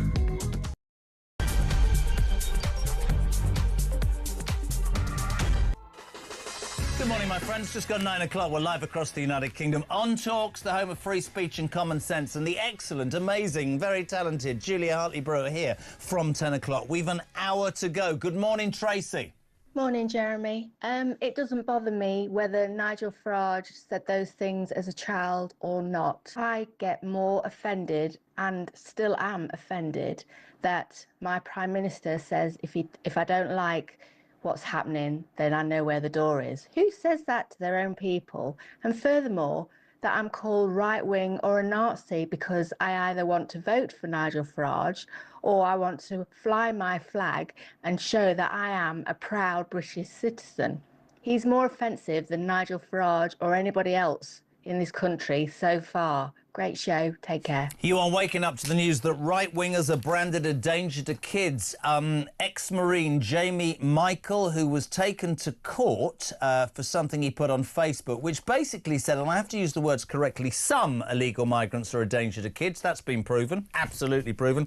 He was arrested, tried, and it took 17 minutes for a court with a jury to say this is a load of tosh. He's now been banned from coaching his daughter's football team because he said those comments. He's apparently a safeguarding danger to kids. That's irrespective of the kids that are given puberty blockers and an ideology at school that worries me. So the question this morning has been, if you're right-wing, are you a danger to kids? Nigel Farage, the other news story, reported overnight to police by a former member of his campaign team over claims of falsified election expenses, and Keir Starmer, as the sands of time shift, is thinking of bringing our Ange back. This is Angela Rayner, who resigned 64 days ago for non-payment to HMRC of stamp duty of 40 grand, which she still owes, by the way. 9:05. I love this. Firstly, we say a very good morning to Layla Cunningham, Westminster City Councillor for Reform, and she will be the next mayor. Good morning, Layla. Good morning, Jeremy. Also, she's on the right. You see what we've done if you're watching the screen? On the left, good man, the only lefty we allow. We love him. Matthew Talbot, good morning. How are you? Good morning. The two of you together, put them up. There we go. Oh, I'm not in the middle. Oh, what's gone on? She's in the middle. It's all wrong. Layla, let's start with you. Nigel Farage, reported overnight to police by a former member of his campaign team over claims of falsified election expenses. Both sides of the coin. If you put yourself in public life, you're there to be scrutinised. Richard Tice came on at 7 and went, nah, hold on a minute. This is a disgruntled ex-employee who we threw out for reasons that I can't go into, but they were quite telling reasons. He says, as do many of the viewers and listeners, this is just the establishment panicking its bits off, and they will throw whatever they have to at a man who's destined to be our next Prime Minister. What's your thought, Layla? I mean, my thought is that it's not really journalism, it's just a hit job, right? Every time we're high in the polls, the press dig up some disgruntled ex-member, ex-friend, ex-school friend to throw mud. It's so predictable, and it's obviously coordinated because it's different newspapers. And it tells you everything, Jeremy, is that they're so scared of losing control to reform. I mean, I sort of agree, and Matt, I want you guys to all jump in. I mean, not on Nigel Farage's scale, but I've been in that media spotlight, right? And when they come for you, people from 50 years ago, and we've had the stuff he said in the playground. What's your take on this? It's the establishment terrified, isn't it? On which bit? On the school all of stuff? it. I read the piece yesterday. It did feel to me as a bit of a disgruntled employee. Why has he not come out sooner? Yeah. I do think there's probably questions to be asked about where this tank has appeared from and whether it was rented, and if it's not been declared, is it declared on the national campaign rather than local? And, you know, there might be reasons for that, will remain to be seen. The school stuff, I think it will actually turn some people off, those that are pushing it. I think it will bother those that it would always bother and may not like Nigel Farage anyway. I think the thing is he's tied himself in knots with it. I think if I was advising him, you need to just say, look, things were said when we were younger. Yeah. It was always meant in banter. If the last thing I ever want is to be upsetting anybody. And if that's the case, I apologise. You're not necessarily apologising for whatever people are accusing you of, but you're apologising for upsetting people who are apparently upset, and therefore you draw a line under it. Yeah. You're not admitting, you're not giving in, and I feel like he's worried he would be doing so, and he wouldn't. You can move on from it. Layla, I think that's really interesting. I haven't heard anybody say that. That's interesting, yeah? He did do that at a press conference. He said, listen, I never said anything with malice or anything to hurt someone. If I did, then I apologise. He did do that. The problem is that the allegations never go away. They keep finding one other person, because they'd rather smear than debate. You know, they can't beat him at the ballot box, so they're going to try and bury him in endless investigations, allegations. It's just, it's the playbook when you're bound to lose an election, sadly. I don't think that bit's quite true, by the way. This happens on all sides. I am old enough to remember Ed Miliband's dead father having a double page spread in the Daily Mail as the man who hated Britain, which I think actually leaned into anti-Semitism. Labour were apparently on course to win. We know what obviously eventually happened. But this stuff will come, but he needs to be able to deal with it succinctly, I would say. And I wouldn't disagree with you, actually. And later, I think you might have a point, but I want to just ask you both, because I put this to Richard. Do we all believe that... I know they don't like the analogies with Trump, right? But what Trump had thrown at him, legally, morally, whichever way, was huge. And he seems to have the shoulders of an entire nation. Do we believe, start with you this time, Matty, that Nigel Farage, after all of his service and being...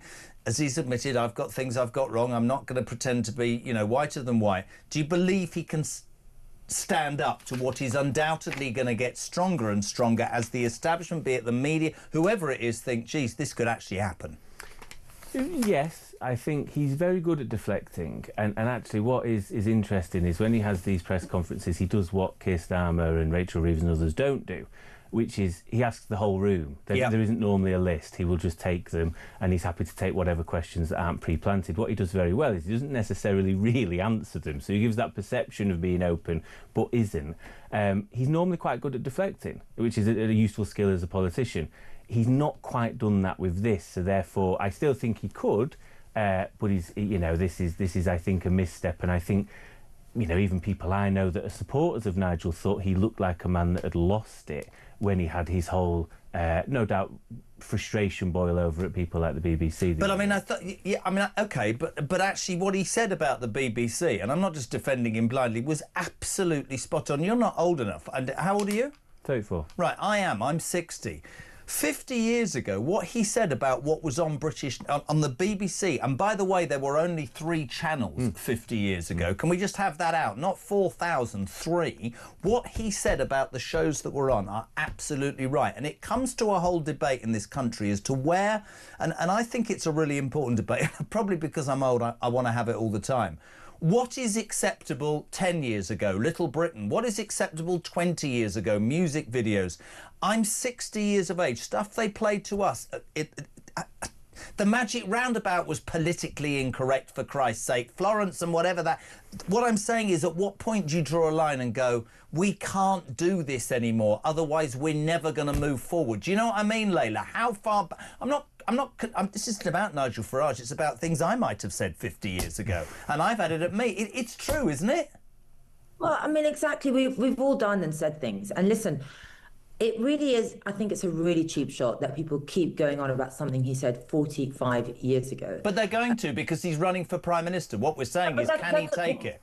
But that's all they've got. I mean, if that's all they've got, then bring it on. Nobody's sitting there going, oh my God, because he might have said something offensive 45 years ago. I'm not going to vote for him. Well, this is what you said, Matt, as well, which I want to get both of your opinion on. You said a lot of people are going, I don't care about politicians pretending to be all good and gooey and fantastic and they turn out not to be. I quite like a person with a couple of flaws because I just want my country sorted out. I think the people also, we all have flaws. I think the people that will really bother will be bothered anyway. They won't be fans of Brexit, they won't be fans of Nigel Farage, they will likely be Liberal and more than likely wouldn't be voting Reform at the next election. For those who partake ever so slightly in politics, it may surprise some people, but I think for the majority of people that already like Nigel, it'll be we don't really care. And actually, we see it on the other side. I saw Zach Polanski's bizarre comments on Thursday night about, I don't know about you, I don't want to white bottoms because, you know, about social care. And it showed me the sort of middle class looking down at people that do those sort of jobs that in many ways are a labour of love. They don't want to do them. They do what has to be done to pay the wages. And actually, there's a cult of personality on that side where he can do no wrong. So if there's already supporters, it'll be fine. It may just urge some people into tactical voting, which the next election is going to be about anyway. So yeah, let's bring it to... Sorry, Leila, go on. I just wish Labour and everyone who's against us would just fight us on our policies. You know, that's what people are voting against. It's not us that have all these ministers at the Labour Party that have resigned for so many different things in the past year and a half. And a Prime Minister that backed them up. There's no self-reflection in the Labour Party of how catastrophically they've got it wrong, not only in terms of appointment of ministers, but your Prime Minister defending them. But I think, I think, Leila, that's part of the fascination about reform. Because I think the Tories and Labour, over a successive number of years, have both pretended to be what they aren't, promised what they don't fulfil, have turned out... I mean, we can look at the Tory government and people who had to give up, and the Labour Party ministers who have pretended not to be. I've said for as long as I've sat here, I just want somebody to go, and I've done it so many times, you're bored, aren't you? That's what I'm standing on. I've been divorced twice. This isn't me. Divorced twice. I once smoked something when I was 16. I'm sure I've got drunk. I'm sure I might have cheated on somebody or been cheated on. I've probably done this, that and the other. But you know what? I'm standing in front of you. If you elect me, we'll go on a journey. I'll tell you the good, the bad and the indifferent. At the end of 5 or 10 years, if I haven't done it, you can chuck me out. Because all I ever hear about these politicians, oh, there's a surprise, he's been caught with a rent boy. There's a surprise, he's got a directorship or he shouldn't have been given a free suit or whatever. And actually, Matty, in the end, they all feel and sound the same. And Nigel Farage somehow... And I'm being honest as a voter, I quite like the fact he likes a pint and a beer and he has a bet. I'm just being straight. Yeah, it doesn't bother me, and actually I'd agree with Leila. I don't care what he does. You base people on the policies and how they're going to impact the country, regardless of who they are.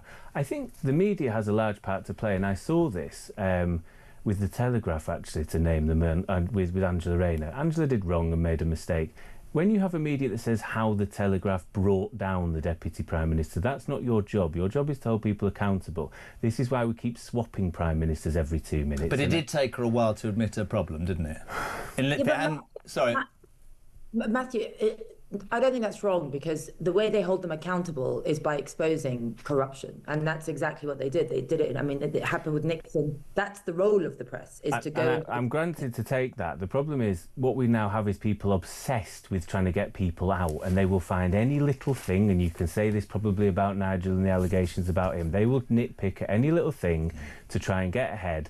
And what it does is it actually, and Nigel may well find out, it makes the job of Prime Minister absolutely impossible, because you can't focus on the day-to-day, because you've got pretend fires to keep putting out. But Matt, I love you. Nitpicking's not 40 grand to the taxman when working people you purport to represent can't afford to pay their bills. I think that's quite relevant. No, what I would say, knowing Angela very well, is that a mistake was made. It was not done on purpose, and we all make mistakes. Now, her mistakes might not be as tolerable as potentially Nigel's mistakes. I would argue mistakes are made, and actually I was very critical of Angela and told her, you have to make sure everything is right because you are Deputy Prime Minister.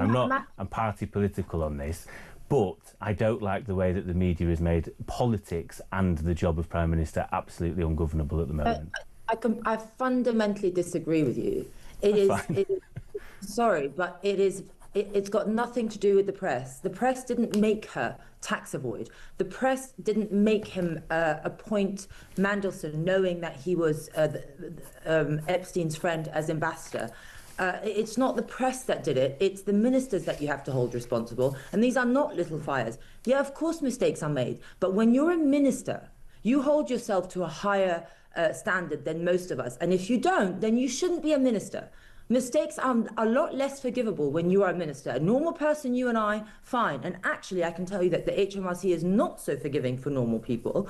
So I don't think it's got anything to do with the press. I think it's the people he appoints, and the Labour ministers seem to think somehow that they can get away with things that they want to impose on us. It's the double standards that's infuriating. I think the double standards are interesting because they spent an entire time, and by the way, Matt, I should say, is not a magic. He's been slagged off by the Labour Party for daring to criticise ban banned from their conference. But I will say this. It strikes me that whether it's your transport secretary who's a tea leaf, whether it's your corruption minister who's now about to, well, she's been given 2 years for corruption in Bangladesh, whether you agree with that court or not, the fact is they're no different from the lot who came before, who were either pinching a what, you know, all that sort of stuff, right? So what I'm saying is, for me, warts and all, something different. It could be Farage, it could be Zakhayan, Polanski or whatever. It's just, I think people are fed up with the BS of I'm a perfect human being. You just said later, oh, ministers should be held to a higher standard. The truth is, let's be honest, shall we? A lot of this standard of MPs and ministers is not particularly high, is it? We don't look at them and go, what amazing human beings. They're super intelligent and squeaky clean. Mostly we look at them and go, they're probably after money, they're probably into rent boys, and frankly, they're probably lying to us. And that's how I feel, and I think a lot of the electorate do. And I think that's why reform exists, by the way. Yeah, agreed. Because that's what it is. So people are... When I was knocking on doors campaigning for the last election, the #1 issue I had was you lot are in it for yourselves. That's what people feel with both parties, that they're in it for themselves. And I've said this before, that's why I left, because I never wanted to be in politics to serve a party. We want to serve the country. And I think that is the main difference between Reform and the other two parties, is that we're here to serve the country, not a machine, not a party. I want to talk to you both about free speech. The story on the front of the Telegraph, genuinely, I'll start with you, Matty, terrifies me. Right-wingers branded a danger to kids. This is the story of Jamie Michael. We tried to get him on. No luck there. We'll try again.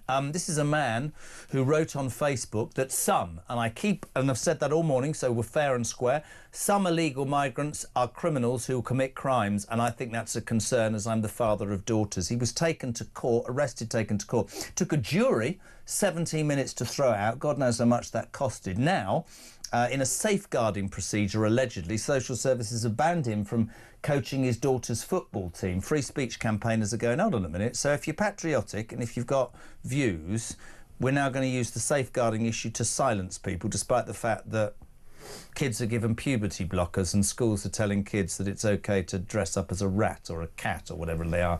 I mean, that to me is quite frightening, whatever your views. We're supposed to be about free speech, aren't we?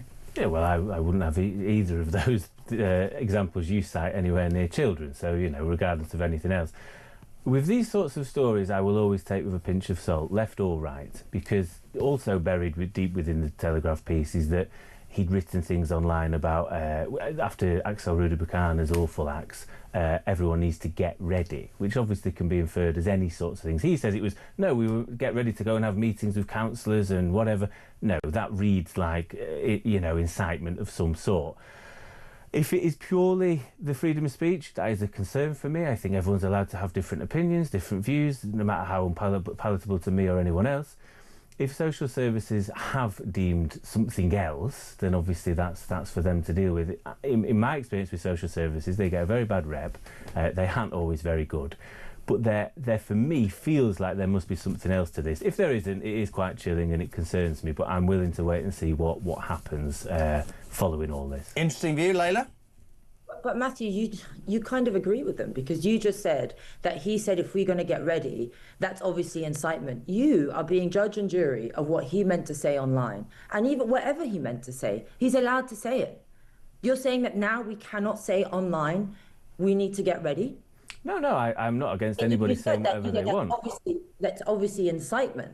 You know, even whatever he meant, we must be allowed to have different opinions, because what they're doing, I mean, this man was, #1, he was cleared within 17 minutes of a jury. And we just need to put that into perspective when Labour's trying to remove... I should have brought that up. What the hell is Lammy Dodger trying to do with juries, by the way? Exactly. So yeah, I fundamentally disagree. Under Lammy, that would not be a jury trial, right? That could be a politicised judge who imprisons him. But you see how a normal, and that's the thing with juries, is that they protect against a politicised establishment. You don't agree with that, do you, by the way, getting rid of juries? I didn't say it was incitement. I said it could be inferred to be, to quote me correctly. I'm more than happy to be open to any explanation, but it would read that way. And with regards to saying things online, you can say what you want online. I'm a believer in say what you want, I'm a believer in freedom of speech. I'm not a believer in freedom of consequences, and therefore if you say certain things, you may well end up on the wrong side of the law, whether I agree with it or not. With regards to the jury trials, those two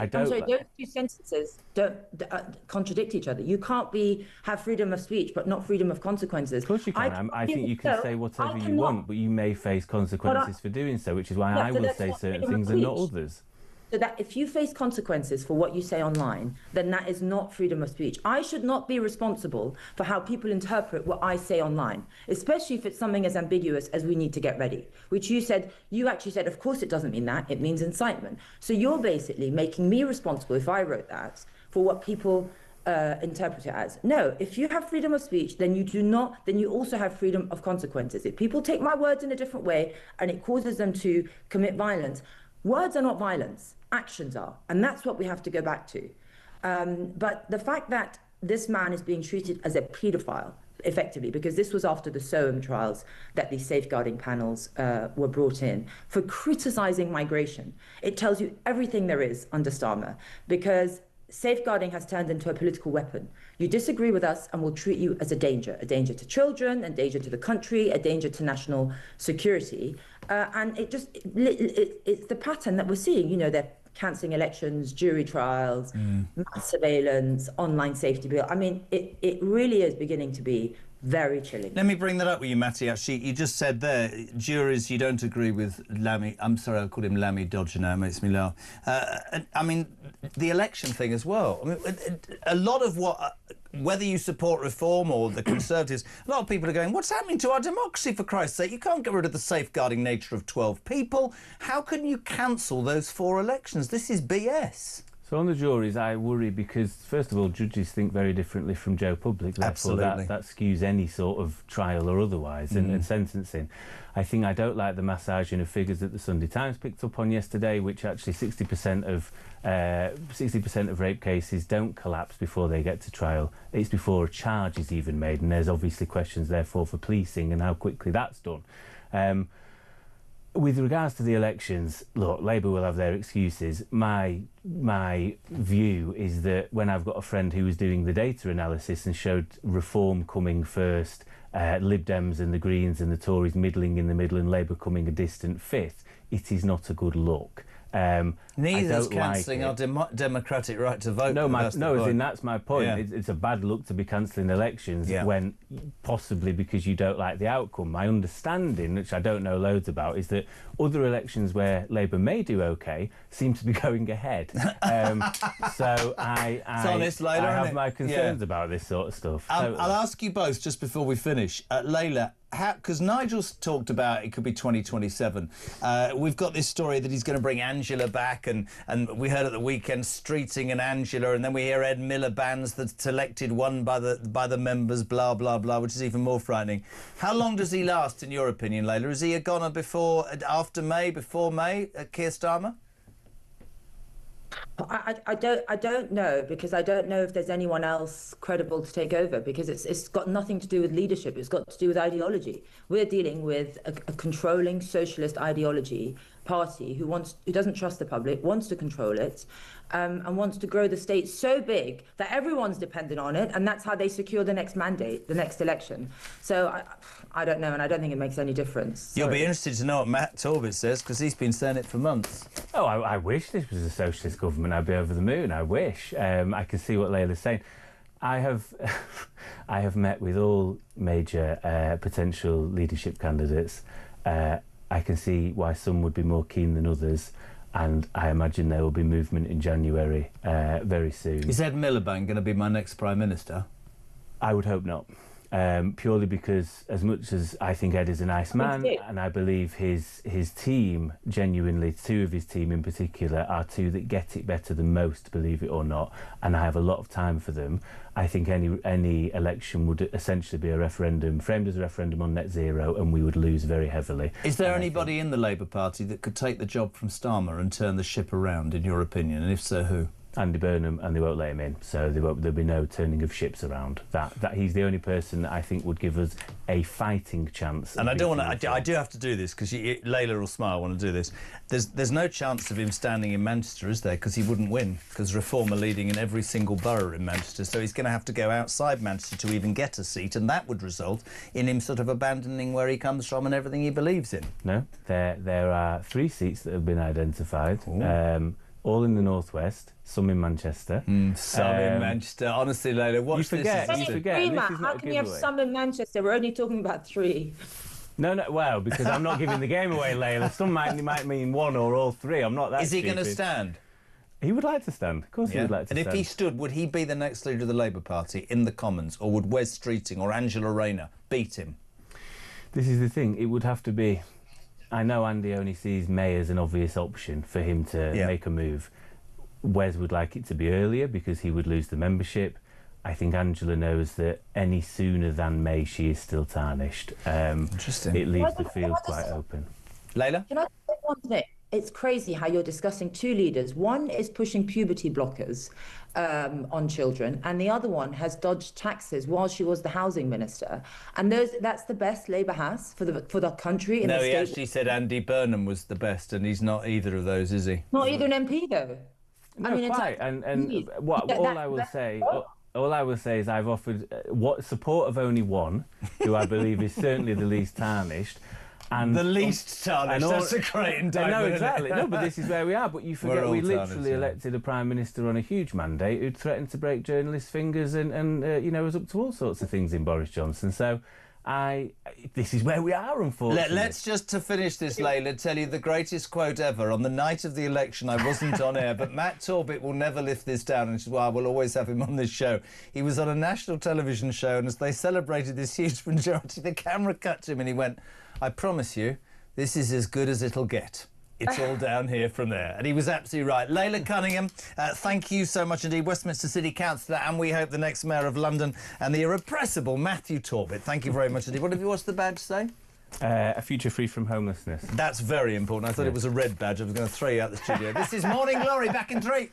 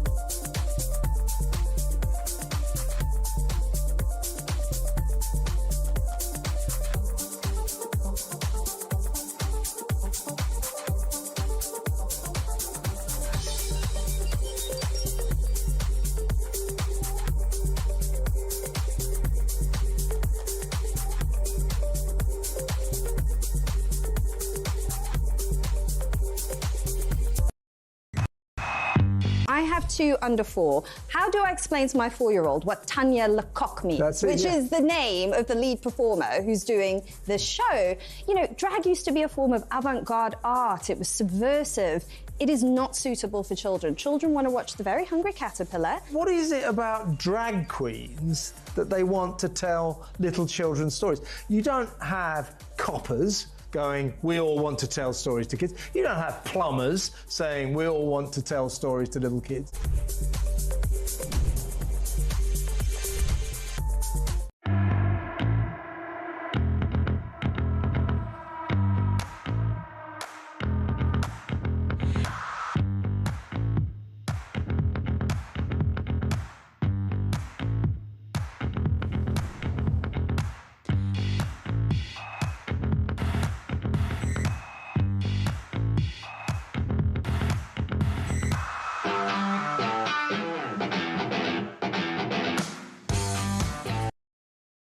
across the UK.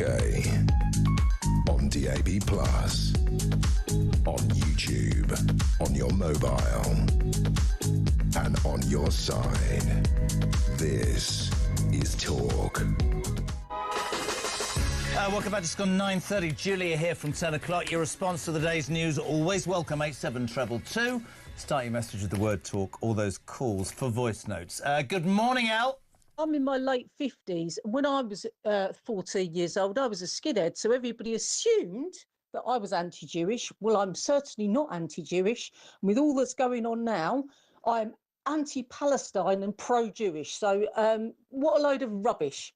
Do people just make assumptions? It's very easy to blame something on somebody that happened 50 years ago.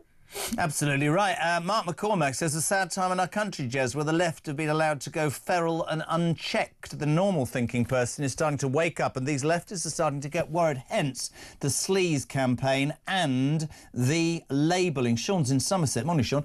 It seems to me this smearing of Farage is aimed at stopping this on-the-fence voters voting reform over Tories, trying to portray the party and its leader as racist yet again so that it will scare voters away.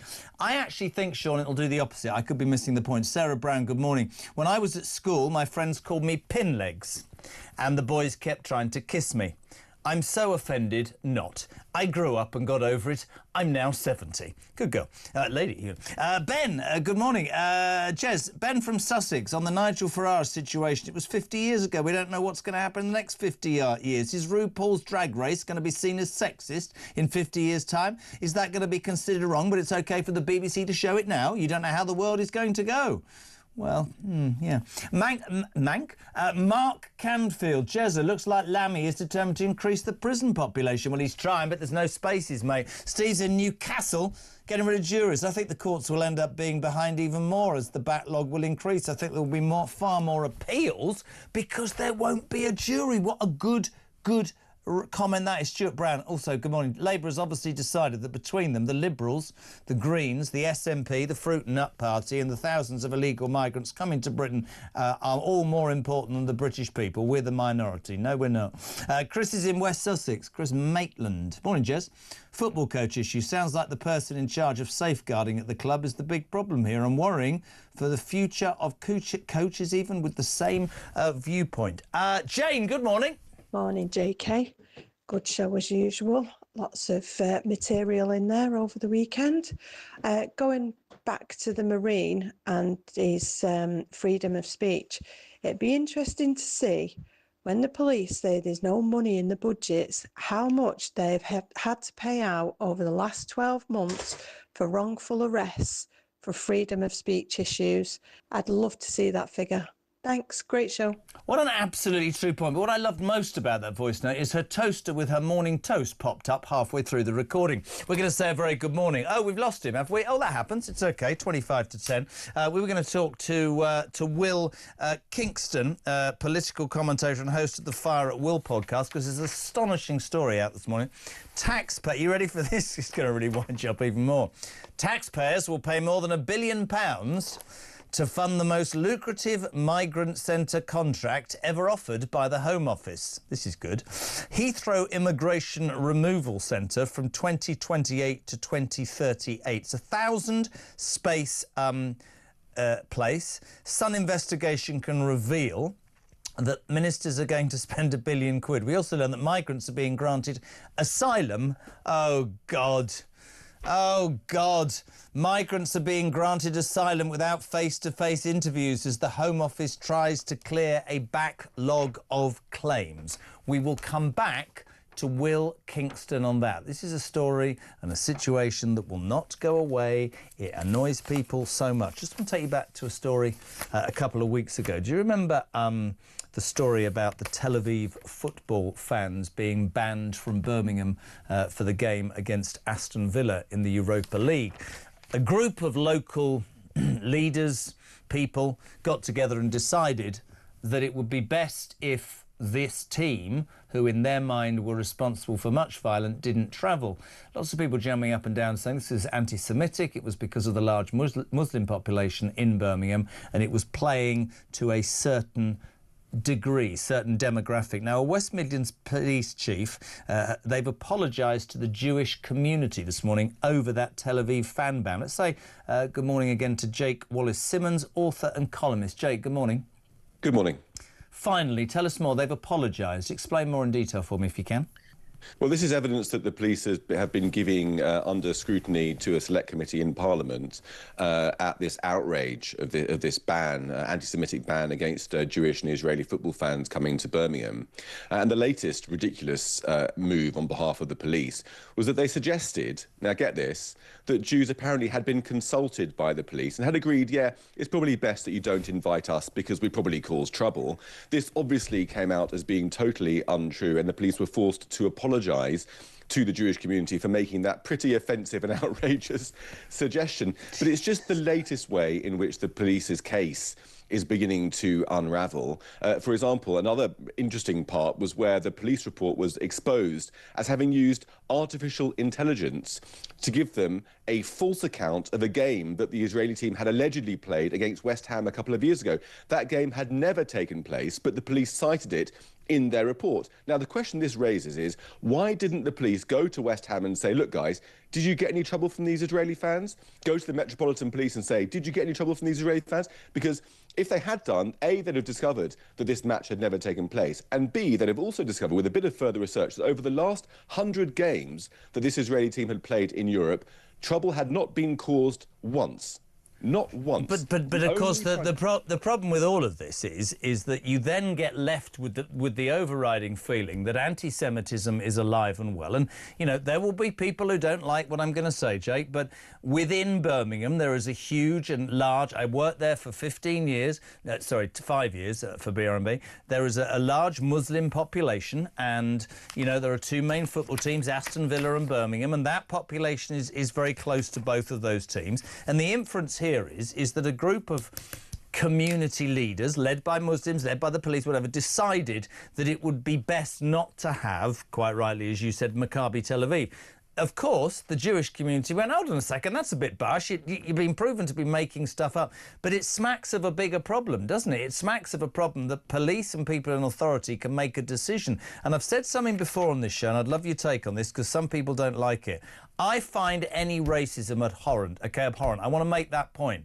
But I do fear that we are getting to a point where anti-Semitism isn't treated in the same way as the appalling racism against other religions. I don't think it should be on the colour of your skin. I think it should be on what you believe in and how you are treated. And I wish, genuinely, not saying this to you, I've said it for as long as I've sat here, that anti-Semitism was treated in exactly the same way as other forms of racism, because I think it's fundamentally wrong.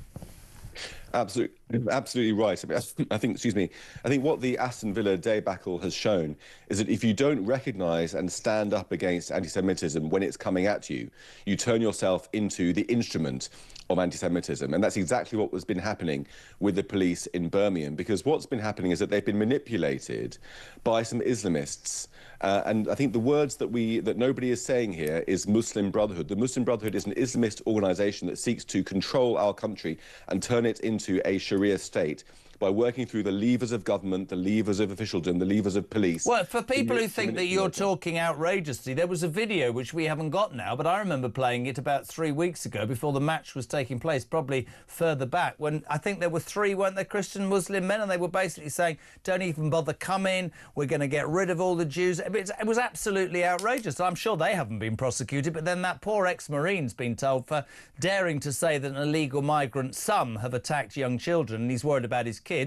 He goes to court and could have gone to jail, for Christ's sake. We don't seem to get it right in terms of balance, do we, nowadays? Yeah, there was a video of a local imam saying that he would show no mercy, quote unquote, to the Jewish and Israeli fans were they to come to Birmingham. And yet we're being asked to believe by police that it's the Israeli and Jewish fans that are the problem, even though they've caused no problem in 100 games. But look, this Muslim Brotherhood group was called 10 years ago by a government report a national security risk. Nothing's been done in the last 10 years. They've been embedding themselves throughout our Muslim communities and beginning to control the police and influence their decisions. That is serious. Who controls Britain's streets, it's starting to look as if Islamist thugs in part of the country are controlling it and controlling the police as well. The police needs to get its house in order, admit where it's been lying, where it's been covering its own backside, and start to take action against the actual Islamist thugs who are trying to bring us down, rather than the innocent Jews who just want to come and watch a football match. And then when you have that discussion, people will say, let's just have the discussion, let's be open. It's the place where you come to speak freely. People will say, oh, you're being anti-Islam, you're being anti-Muslim, but nobody ever says you're being anti-Jewish. Presumably, let's be straight with each other, a large number of people will look at what's happening in Gaza and will believe that the Jewish community is utterly responsible for everything that's gone on and you're hateful and all that. I try very hard, because I've got Jewish friends, to point out that the only democratic elected state in the whole of the bloody Middle East is, in fact, Israel. The only state that isn't funded by the mad mullahs of Tehran with their terrorist organisations, the Houthis and Hamas and all those sorts of people, is, in fact, Israel. I'm not saying I agree with everything Netanyahu does, and I'm not saying I like what I see in Gaza, but I do think that Jews get the thin end of the wedge, and I've thought it for a long, long time, Jake. I think it's dreadful. Yeah, I mean, look, war is horrible. That's why we try not to start them. That's why Israel didn't start this. It waged war in response to October the 7th, a little fact that most people often push aside. War is horrible. It's even more horrible when it's broadcast in Technicolor all over social media and our screens in a biased way, without showing any of the dead combatants and terrorists, but only showing civilian casualties, giving us the impression that it's just a gratuitous massacre. And actually, it's just a war like the ones that we've fought. And what's the alternative that Israel had? Should it just have sat back and allowed Hamas to carry out that massacre and then allow them to do it again and again and again? I mean, right-thinking people understand that this is a justified war that Israel's been carrying out. But in terms of our problem here in Britain, that's what we need to talk about and sort out on our own shores. And it's not Islamophobic to point out that many Muslim communities are dominated by extremist elements who are controlling, in some cases, or seeking to control, the police. Ordinary Muslims are being intimidated and prevented from speaking out and being pro-Israeli, pro-Jewish, pro-Western by these extremists who are presenting themselves as community leaders and seeking to enforce their extreme version of Islam on the rest of us. That's what we need to stand up against. That is not in any way bigoted or Islamophobic.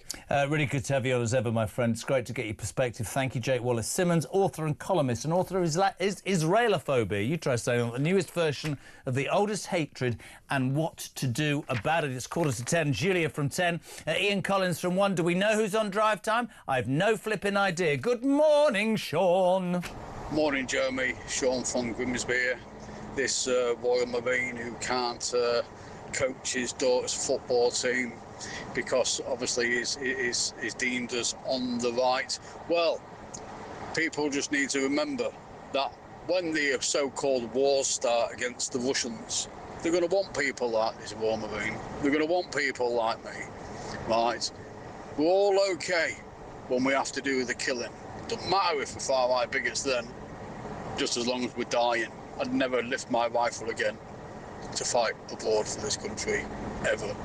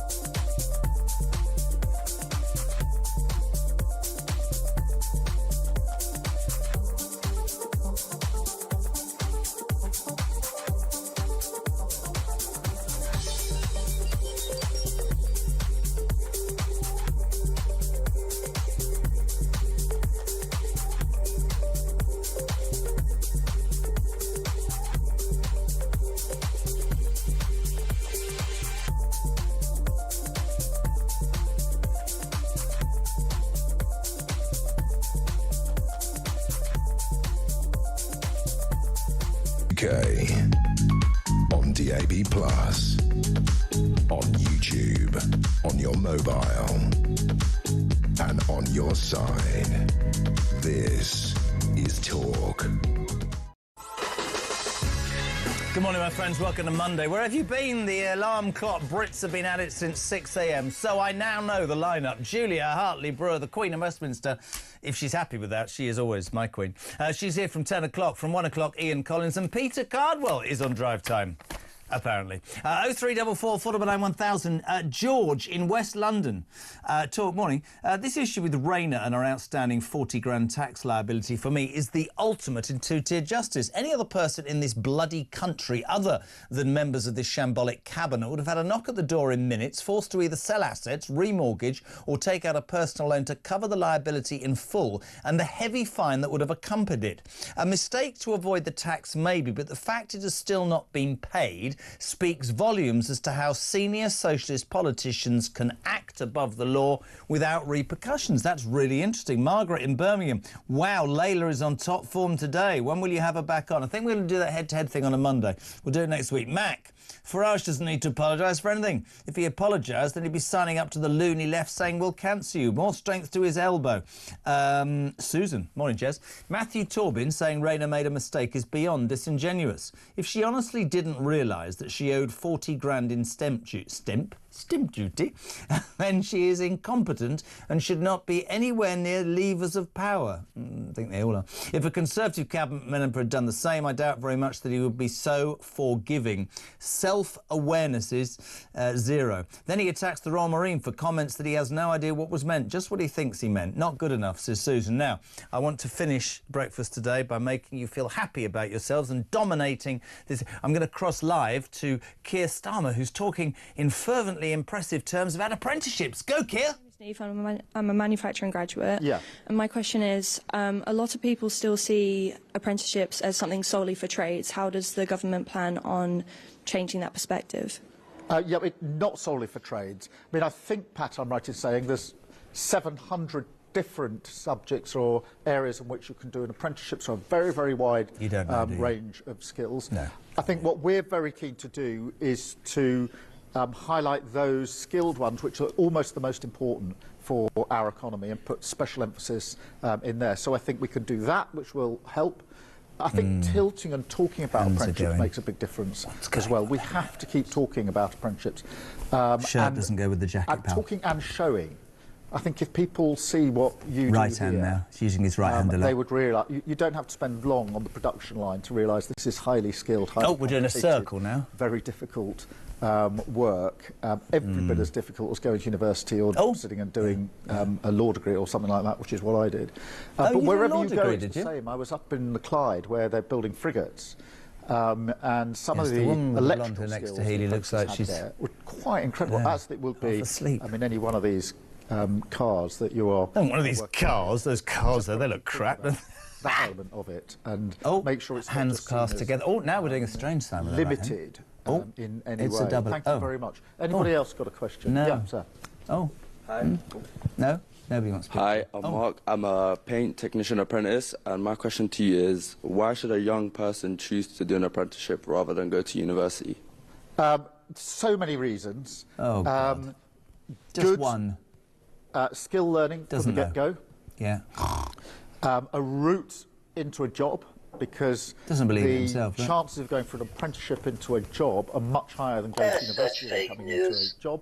And of course, going to university these days carries quite a big loan normally with it, so people are coming out of university carrying quite a bit of debt starting their working lives, whereas if you work through an apprenticeship, obviously, you're earning as you're learning.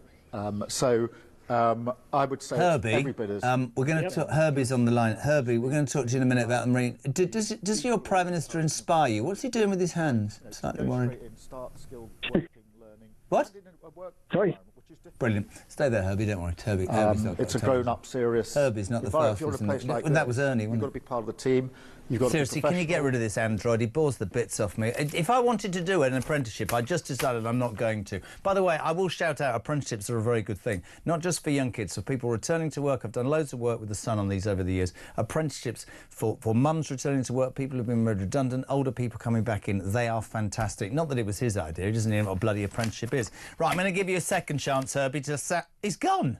Herbie's done one. Right, Brian, good morning. Morning, JK. Right from Southend. Got to think about this Marine. You know, surely, like, when they get arrested for these crimes, or these stupid crimes, you know, writing something on Facebook or social media, the police go and they arrest them. Then they look at the charges. Then they go through and they ring the CPS up to say, shall we take it to court? And then some snotty little kid, whatever they are, with purple hair, nose pierced, earrings through her mouth and her tongue, whatever, or therever, whatever they want to call them, say, yeah, let's prosecute. And they go to court. You know, who on earth are these people who give the go-ahead to prosecute? Surely they should see it and say, this is nonsense. No, we can't prosecute. There's not enough evidence. There's no sign of a conviction, no realistic view of a conviction. Just throw it out. But no, they go, yeah, let's go ahead, prosecute. All the money that's cost. That poor bloke don't get any money back, does he? I bet he weren't on legal aid, and he's had to pay his defence. But I bet he don't get the costs or the cost returned for the lawyers and all that. That's an absolute shambles and a disgrace. You see what Brian did there? He got so angry, he started to choke, and basically he had to finish. I hope you're all right, Brian. Let's say, right, Herbie, you're back on in Harrow. How are you, Herbs? Very well, thank you, Jeremy. We were listening to Starmer droning on, and I thought cleverly I'd bring you in and you'd comment, and you put the phone down and maybe look like an idiot, man. No, the phone cut off on me, Jeremy. It's the system, I'm afraid. Yeah, I mean, say, Keir Starmer, I do admit, I took an apprenticeship out, and it was the best thing I ever did. Yeah, they're good. Because I've got a trade. I can always go out and learn, go evening classes and things like that, but you can't with a trade. Once you've got your trade, you've got it for life. It's as simple as that, but it's the best thing you could ever do. I couldn't agree more. Very quickly, you're replying to this story about Jamie Michael, the ex-Royal Marine, branded a danger to kids because he dared to put on Facebook a couple of things and said some illegal migrants have committed crimes. Now not allowed to coach his daughter's football team. Quick comment from you.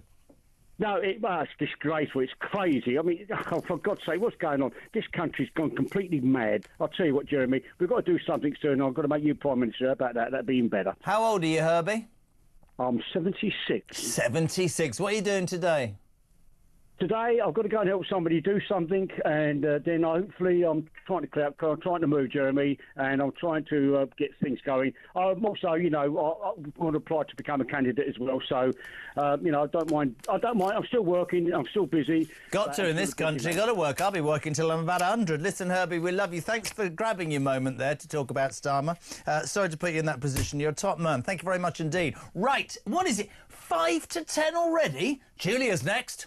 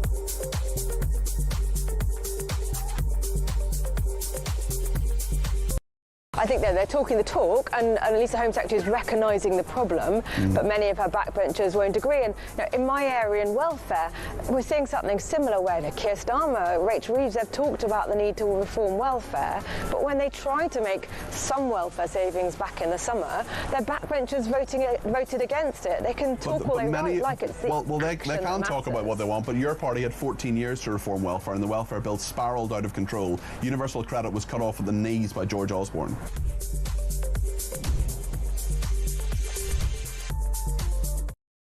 Across the UK, on DAB+, on YouTube, on your mobile, and on your side. This is Talk.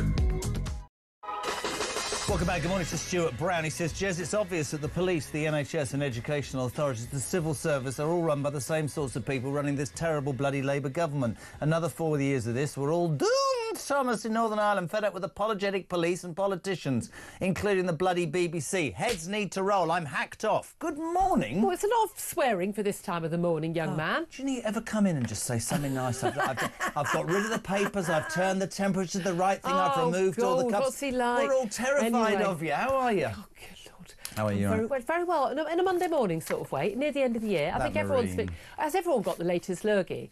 Oh, will you? No, but honestly, but everybody on the train is always just like. So I had the flu jab.